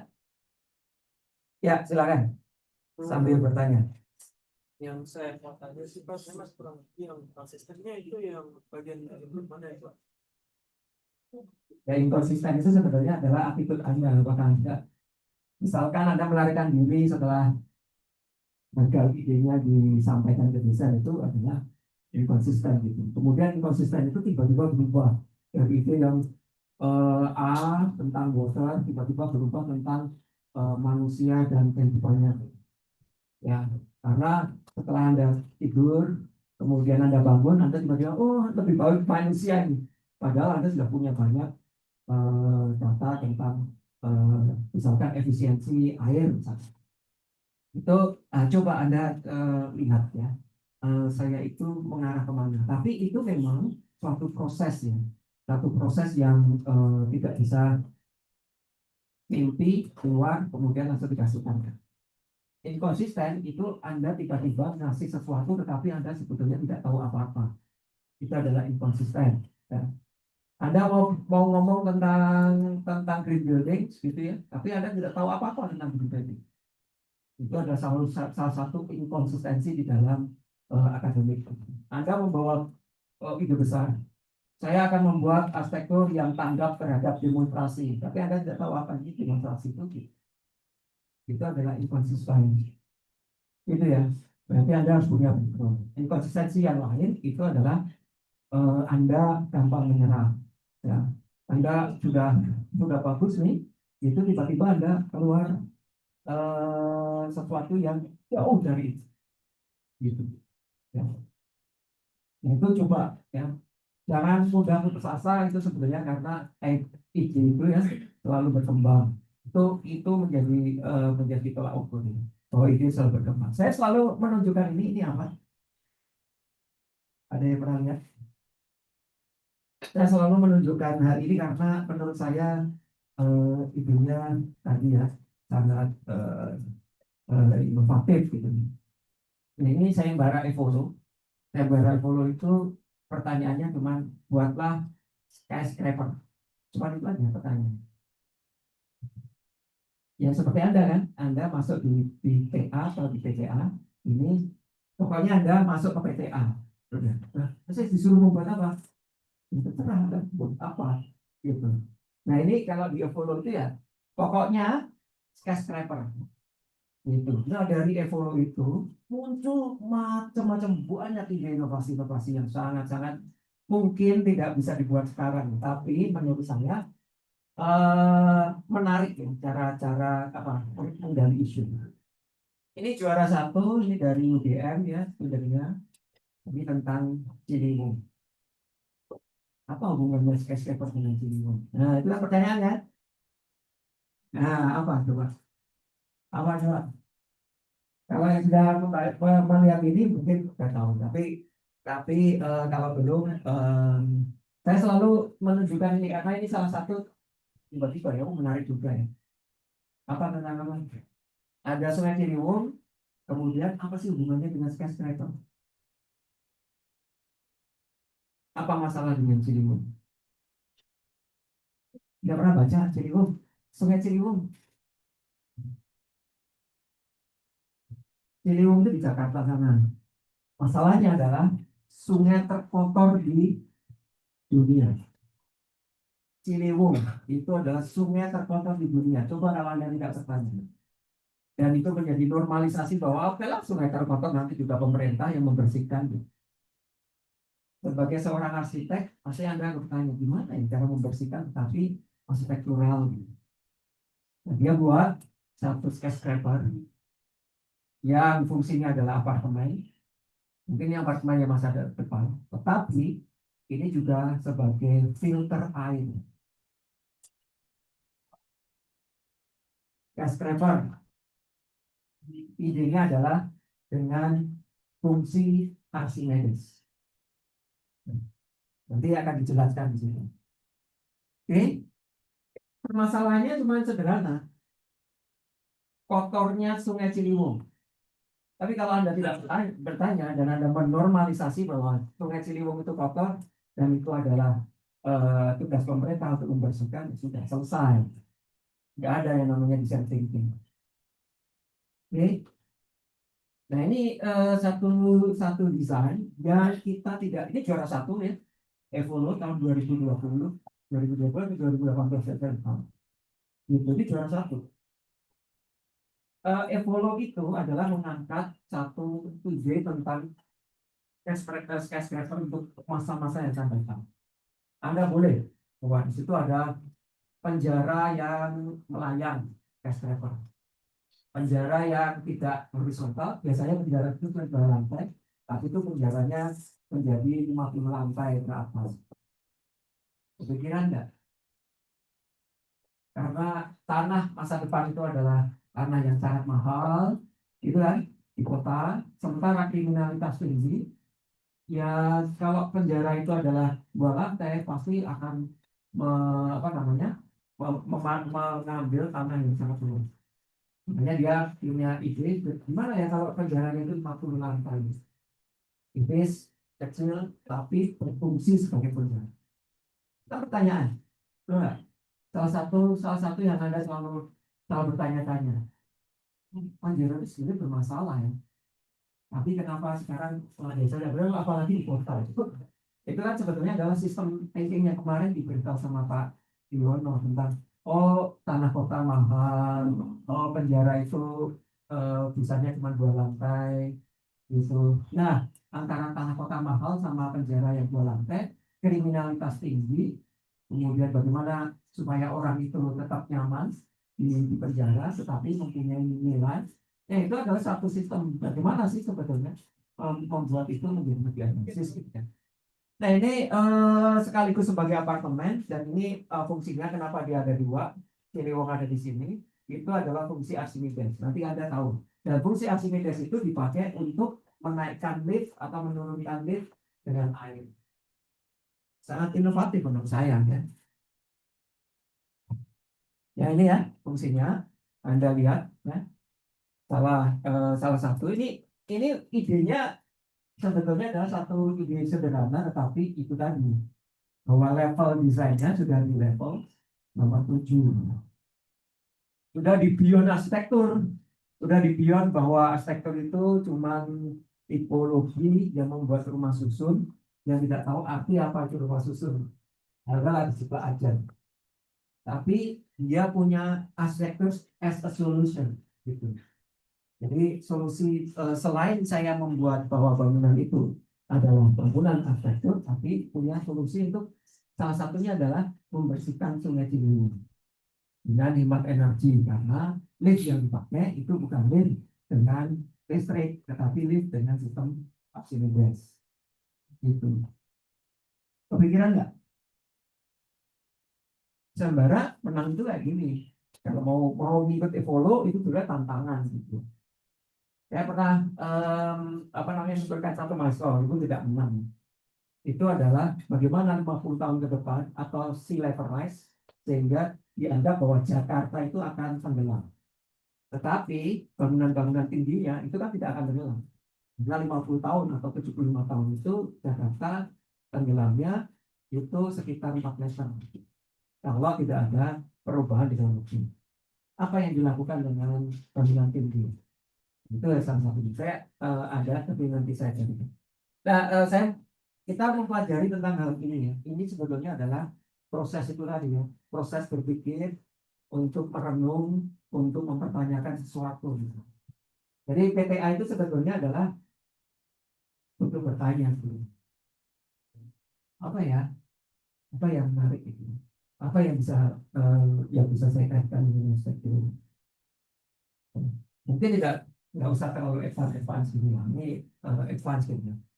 Tapi Anda punya cuma ide menyelesaikan, misalkan Anda jalan-jalan di ITB, ada sesuatu yang menarik, kenapa ya? ITB itu nggak gitu. Makanya itu tadi ya, bahwa sesuatu itu akan menjadi menarik ya kalau Anda curiosity-nya tinggi. Selalu bertanya. Jadi kalau arsitek itu tidak selalu bertanya, sebetulnya Anda mandek di tipologi. Disuruh membuat kliennya, saya tolong dong buatin apartemen, ya sudah saya buatin apartemen, gitu, apartemen yang baik ini. Tapi Anda tidak pernah memberikan proposal yang lebih baik kepada klien. Ini apartemen seperti ini sudah banyak Pak. Kalau Anda saingan dengan apartemen yang lain seperti ini, apa? Itu kan diskusi. Terus kan dia akan bertanya, jadi apartemennya seperti apa? Nah itulah jadi pertanyaan. Apa itulah inovasinya? Gitu. Ya kan? Itulah sebetulnya TA ya. Anda memberikan gambaran-gambaran yang lebih menarik.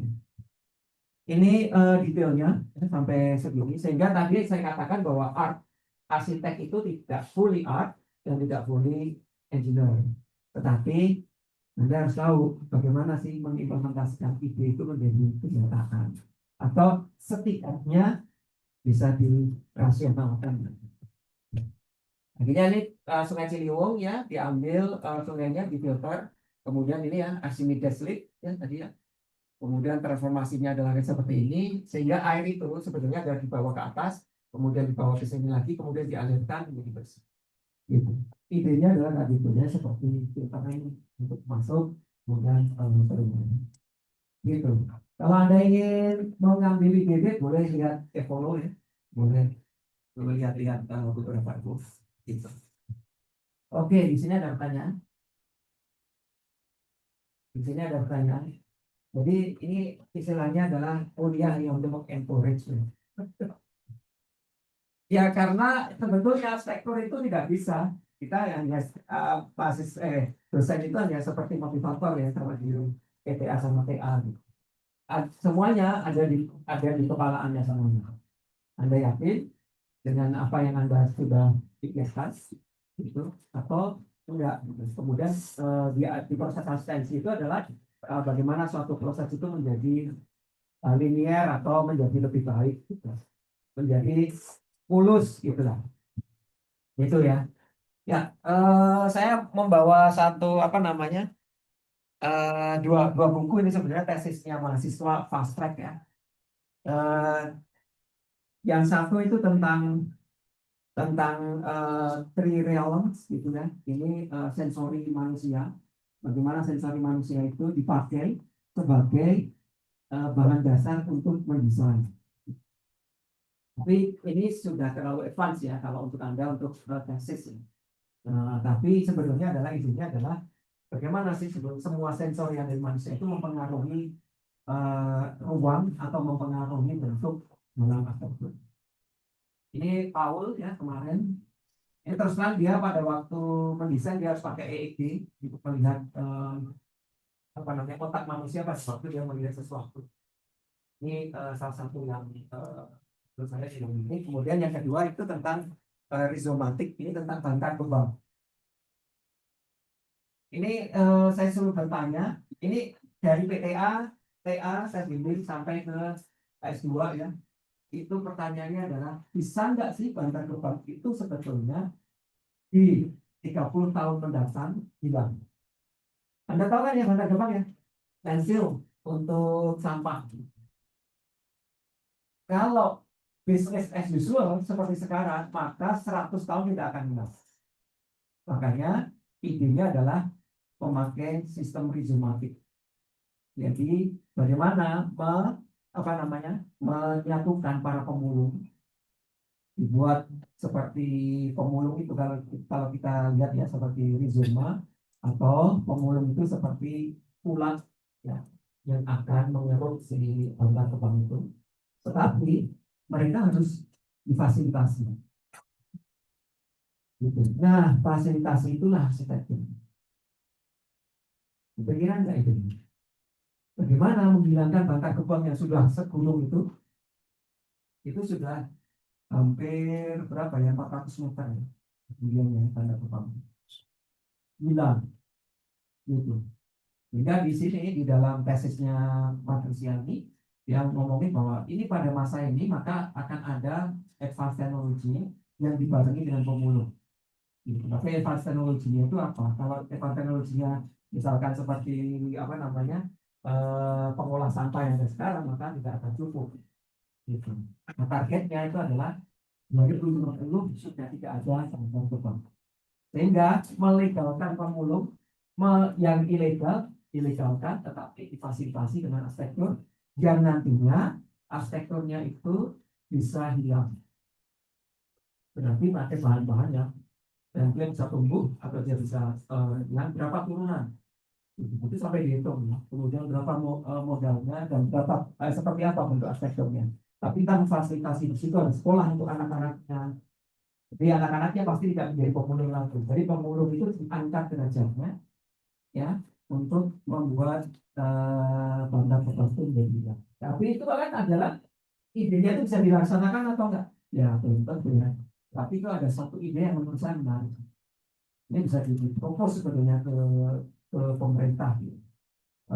Ini coba pemulung dilegalkan, tapi kita fasilitasi, kita buatkan rumah yang baik, dan dia akan itu setiap hari ya pemulung itu menggerus apa namanya sampah itu. Jadi sampah-sampah plastik itu dibuat, kemudian disalurkan kemana disalurkan. Tapi karena pemulungnya itu masih sedikit, ya itu bahan tetap lebih banyak. Karena pemulung itu tidak ada fasilitasi di sekitar itu, hanya sangat ilegal gitu, informal. Nah ini dunia dengan gitu ya. eh ada satu ide lagi ya.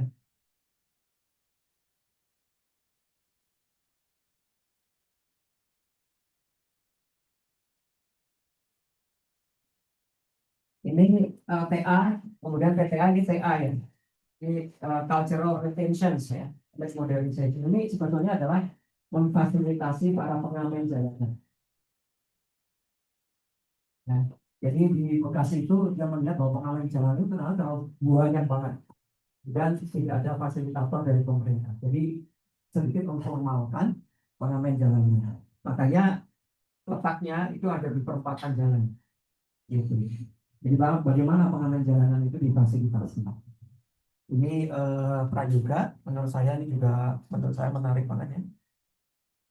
Ini tentang pengamen jalanan. Nah, bagaimana sih sebetulnya menstrukturkan ide? Nah, kemarin saya ngomong bahwa menstrukturkan ide itu sebetulnya eh, ya karena Anda tidak terbiasa untuk menuliskan setiap ide yang muncul. Di studio saya lihat ya semuanya mau asistensi, wah baru menulis apa ya gitu. Itu sesaat gitu ya. Dan saya selalu ngomong ya sama mahasiswa saya, kalau Anda mau ide yang benar, maka tuliskan apa yang sedang Anda pikirkan. Gitu.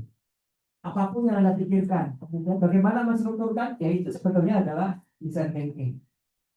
Menstrukturkan suatu ide yang tiba-tiba muncul, satu pertanyaan yang tiba-tiba muncul, kemudian Anda tulis gitu ya.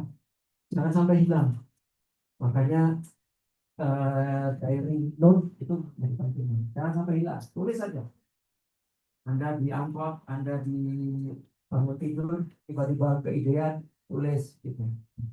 Jangan sampai itu menguap gitu. Dan kemudian ini salah satu ini Amanda itu tentang stres gitu ya. Apapun saya suruh nulis tentang stres, sehingga dia bisa menstrukturkan tentang permasalahan stres itu apa sih. Kalau ternyata stres itu adalah ada stres akademik, ada stres kerja, ada stres sosial, ada stres itu.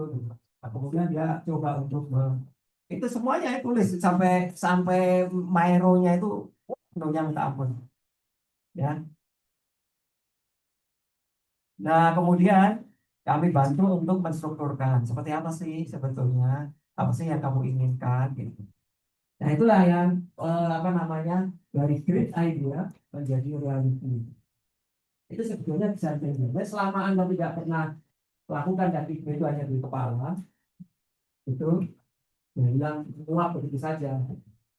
Karena kepala itu mudah lupa. Apalagi sekarang sudah ada TikTok. Kalau saya melihat TikTok yang lupa apa yang Anda lakukan gitu. Makanya mind mapping ya, tulis apa yang Anda itu. Makanya sebetulnya logbook itu penting banget ya. Logbook ya, setiap studio itu penting. Logbook ya. Makanya logbooknya ada digital ya, ada pakai. Oke, masih ada 14 menit. Kalau Anda mau bertanya atau saya kembalikan ke Bu Doro atau Bu Bintang, silakan. Ini saya Bang, mungkin terkait ya ide radikal tadi. Mungkin sebagai tantangan bagi kita semua itu kita tuh menghasilkan ide yang radikal tentang positif tentang misalnya gimana caranya kita tuh dapat apa ya encourage buat melakukan itu dan gimana caranya supaya ide radikal itu bisa dianggap benar atau mungkin bagus. Yang pertama yang nggak usah takut salah. Yang pertama kali ya tulis sengaja gitu, tuliskan, kemudian ada penjelasan, punya apa, ketemu dengan desainnya dan ceritakan apa sih sebetulnya ide-ide Anda. Jadi ide itu ya tidak hanya semuanya pertanyaan, tapi mungkin sudah sampai apa yang Anda pikirkan. Itu tulis saja. Jadi misalkan, oh ya ini sistemnya adalah Archimedes misalkan gitu.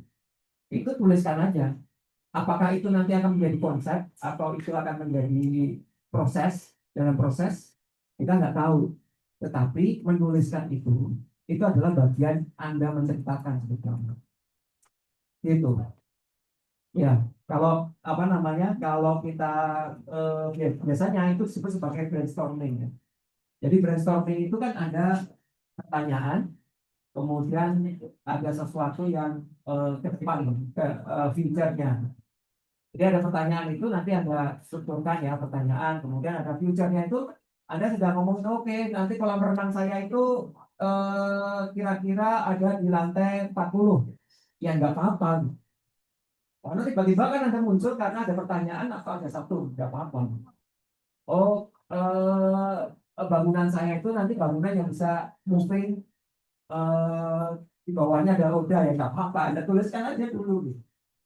Karena itu muncul ya, muncul tiba-tiba. Dan itu sebetulnya jangan di skip, jangan di skip.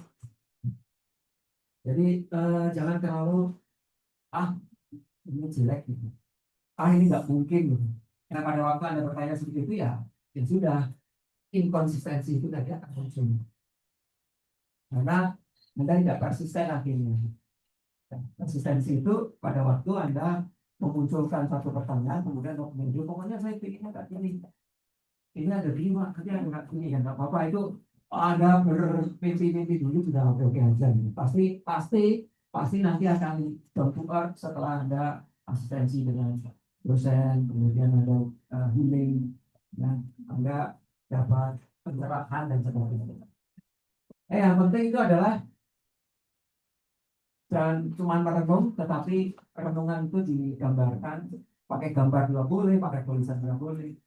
Masalahnya adalah tidak banyak mahasiswa yang menuliskan ini.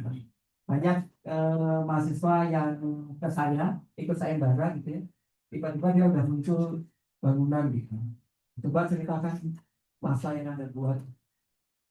Bingung. Pak, ini kan ini ya, memang tak gini.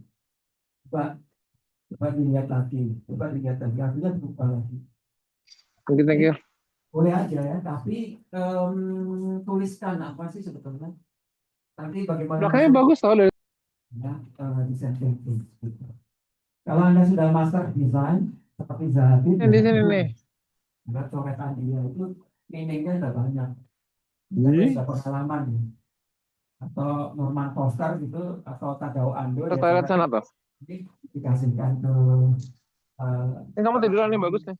masukan arsiteknya. Bagus tau. Masukan arsiteknya.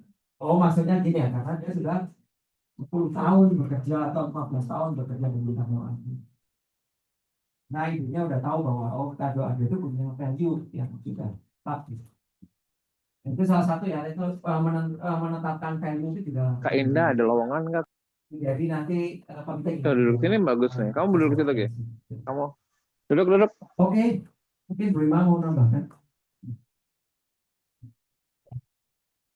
Bu Rono aja yang ini. Ya tadi sebenarnya yang melanjutkan Pak Rono tadi pertanyaan kisah itu kan. Jadi bahwa Anda radikal itu Anda harus membangun kisah dari radikalisme itu. Jadi ceritanya gimana? Satu kaki. Itu yang dibangun.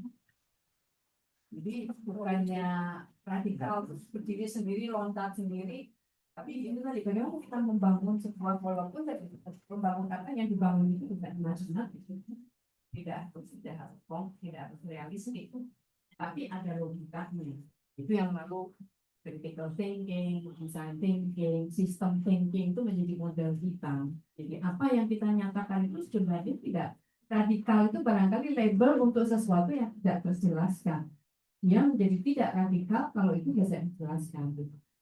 Nah, kemampuan menjelaskannya itu, kemampuan menceritakannya itu yang pada kamu. Bagaimana supaya dia menjadi bisa diterima orang atau bisa diikuti orang. Kalau mahasiswa kemarin kan lalu keluar dengan 17/8.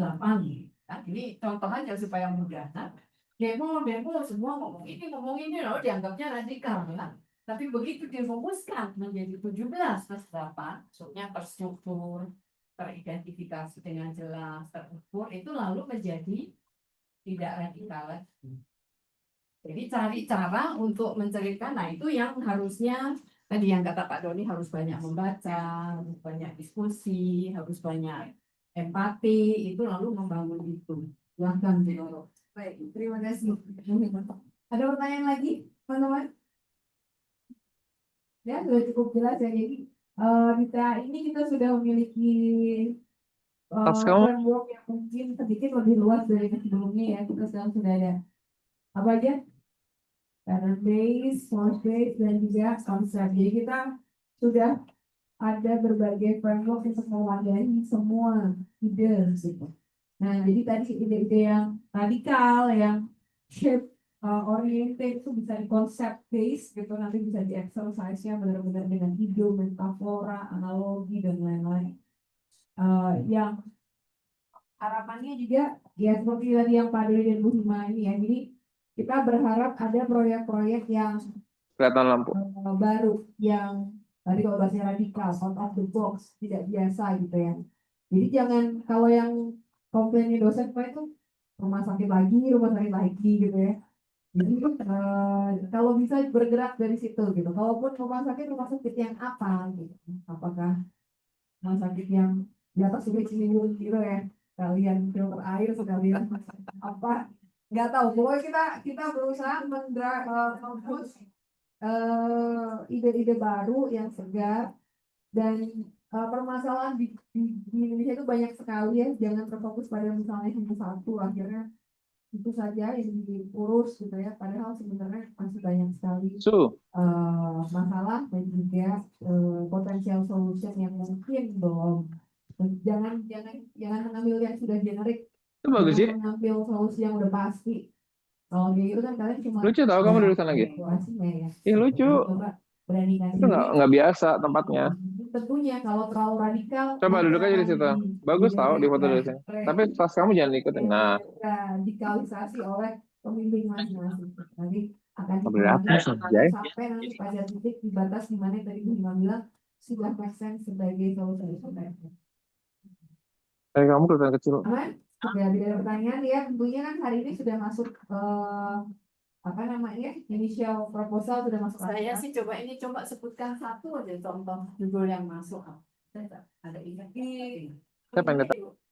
Misalnya contohnya apa? Bisa nggak kita bahas itu seperti apa sih tadi? Apakah dia ada nggak satu disebutkan? Ada yang sebut dari menyebutkan apa contoh pelannya? Maka diberi ini pekerjaan ada tadi ada nama yang masuk apa sih? Pilih salah satu misalnya untuk tes case gitu supaya Anda bisa mengira-ngira atau bisa merasakan. Ada yang ini, ada yang mau menyampaikan apa sih misalnya salah satu judul? Itu di luar sana tuh. Apa sih? Shopee.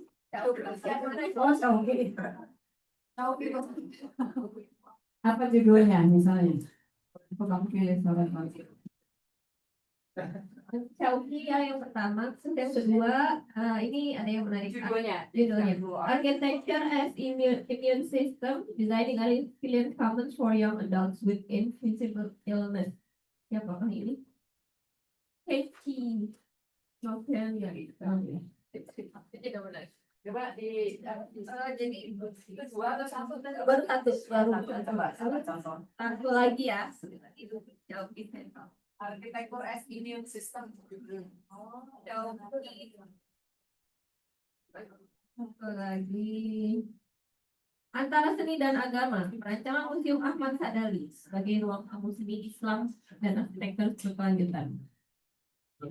Ya, tadi kalau komentar yang pertama, justru kita harus membangun kisah tadi arsitektur as immune system tadi ya. Tadi yang disebut oleh Pak Doni, bagaimana kita mengartikan imun tadi ya, jadi itu yang harus diceritakan.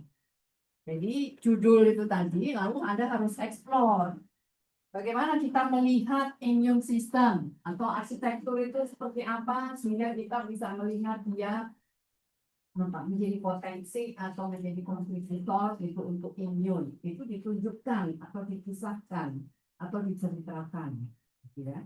Jadi semua judul bisa, tapi sekarang yang penting justru bagaimana membangun itu tadi ya sebuah narasi bahwa arsitektur itu bisa menjadi immune system. Itu di mana ini? Anda menceritakannya bagaimana? Ya, justru berangkatnya cenderungnya itu berangkat dari sesuatu yang abstrak. Sehingga problemnya dengan judul yang kedua itu adalah yang cenderung kepada tipologi. Ini membangun dari museum ya, museum. Bisa nggak kita memperluas? Kalau misalnya kita tertariknya atau ini dengan museum, tadi mempertanyakan museum itu harusnya seperti apa sih? Atau bagaimana konsep museum itu seharusnya? Apakah museum itu sebagai sesuatu yang bergerak gitu maksudnya? Kalau sekarang kan seolah-olah museum itu kita datang cuma nontonin objek-objek, ya. Bagaimana kalau museum itu tadi melalui perasaan atau dari memori misalnya? Bagaimana kalau memori itu lalu dimuseumkan? Jadi yang dimuseumkan atau museum itu adalah wadah untuk mengakomodasi atau menampung berbagai memori, bukan berbagai objek. Kalau sekarang kan cenderungnya museum itu yang menggantungkan objek. Tapi ini kan lukisan nih barangkali tadi Pak. Seperti Pak Sadani atau siapa tadi? Yang saya kan menggantungkan lukisan. Boleh nggak kita memberikan gagasan bahwa kalaupun itu adalah untuk mengapresiasi karya lukisan, apa yang ingin kita katakan dengan kita melihat lukisan itu dikembangkan ke arah sana misalnya, sehingga kita mempertanyakan museum ya apakah itu sudah mati atau sekarang dengan digital kita melihat kehidupan Pak Cahyaninya soal apa itu yang harusnya lebih banyak diangkat ya. Mungkin bisa saja museumnya tidak berkaitan dengan lukisan sama sekali, akan muncul ide seperti itu. Ya, sedangkan yang imun sistem tadi ya itu tadi apa pengertiannya gitu. Kalau imun sistemnya itu kalau masuk situ jadi steril, masuk bangunan itu jadi steril atau gimana? Arsitektur mensterilkan apakah seperti itu pengertiannya? Ya, itu kan masih interpretatif dan masih sangat terbuka bagaimana kita mengartikan imun sistem. Coba contoh lagi lainnya apa? Apa coba? Siapa yang ini? Coba ini ya, bicara keras saja supaya nggak usah nunggu mic-nya. Apa judulnya? Ada mic itu.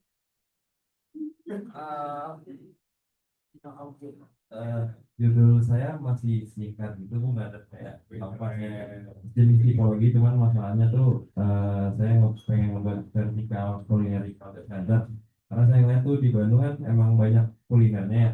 Cuman kebanyakan tuh kuliner tuh sifatnya horizontal, jadi makan banyak lahan gitu. Jadi saya pengen buat vertikal dan gak cuma kulinernya doang, ada culture juga, jadi buat menyebarkan budaya kuliner di Bandung itu gitu sih. Ya, Anda harus memberikan reasoning kenapa lalu vertikal itu menjadi solusi.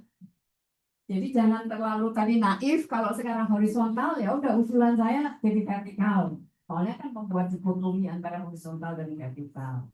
Anda harus bisa membangun kisah apa itu kuliner misalnya, mengapa.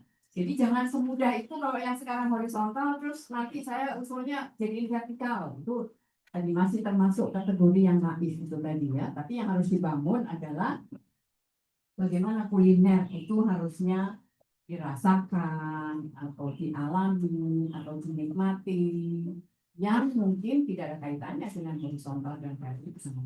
Anda bisa keluar barangkali di taman atau di atas pohon.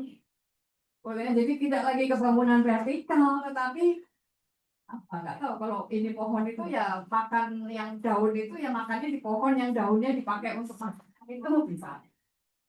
Jadi experience itu jadi jangan terlalu mudah tadi ini salah satu contoh yang horizontal lalu kontrasnya segera vertikal itu dianggap sebagai usulannya. Tetapi bahwa kita melihat kok selama ini horizontal terus Anda gali terus kuliner itu seperti apa gitu ya. Kalau saya bayangkan tadi mungkin di pohon gitu, di pohon yang kalau mangga makannya itu bagaimana kalau kita kuliner di pohon mangga? Ada kaitannya dengan itu bisa. Ada lagi contoh lain? Ada jejak aroma Nusantara. Bikin apa itu? Nggak ada penjelasan lebih jauh. Itu agak terlalu umum, tapi misalnya tadi aroma Nusantara. Apa yang Anda persepsikan atau Anda ingin angkat itu aroma itu apa sih misalnya? Sehingga arsitektur itu mungkin tadi yang sensori itu tadi ya tidak harus visual, tetapi dia aromatik kali. Apa itu namanya? Kalau bau itu apa? Olfaktori. Bagaimana bangunan yang dirasakan lewat bau? Apakah kalau buka pintu baunya beda, kalau lagi duduk di meja baunya beda. Jadi aroma Nusantara itu Anda mau mengeksplornya bagaimana, ya? Sehingga tadi apakah ruangannya harus banyak tamannya, kembali kan aroma cengkeh, aroma pala itu. Jadi kalau menjelang masuk ruang makan kita harus lewat dulu kebun cengkeh, kebun apa itu misalnya. Ya, anjingnya asiri, misalnya itu bagaimana kebun tidak terpisahkan dari bangunan. Ya, begitu beberapa contohnya ya eksplorasinya.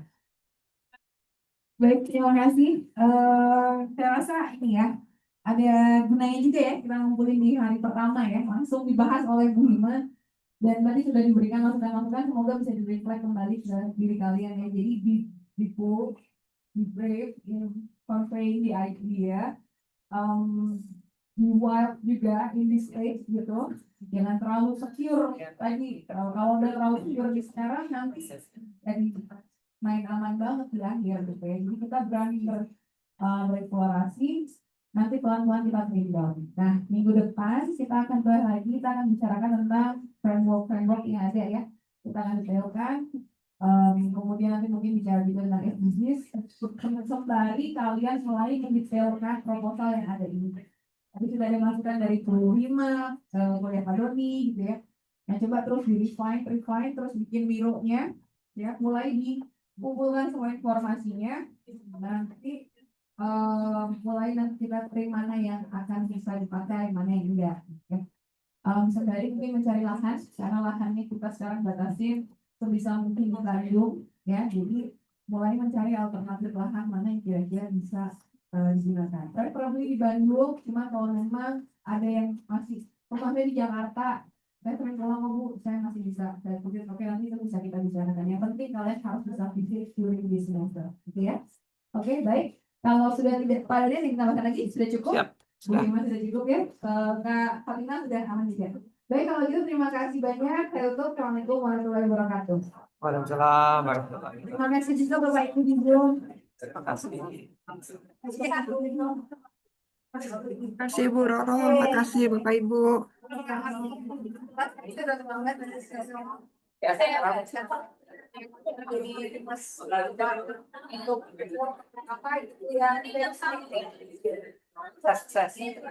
Ya, makasih ya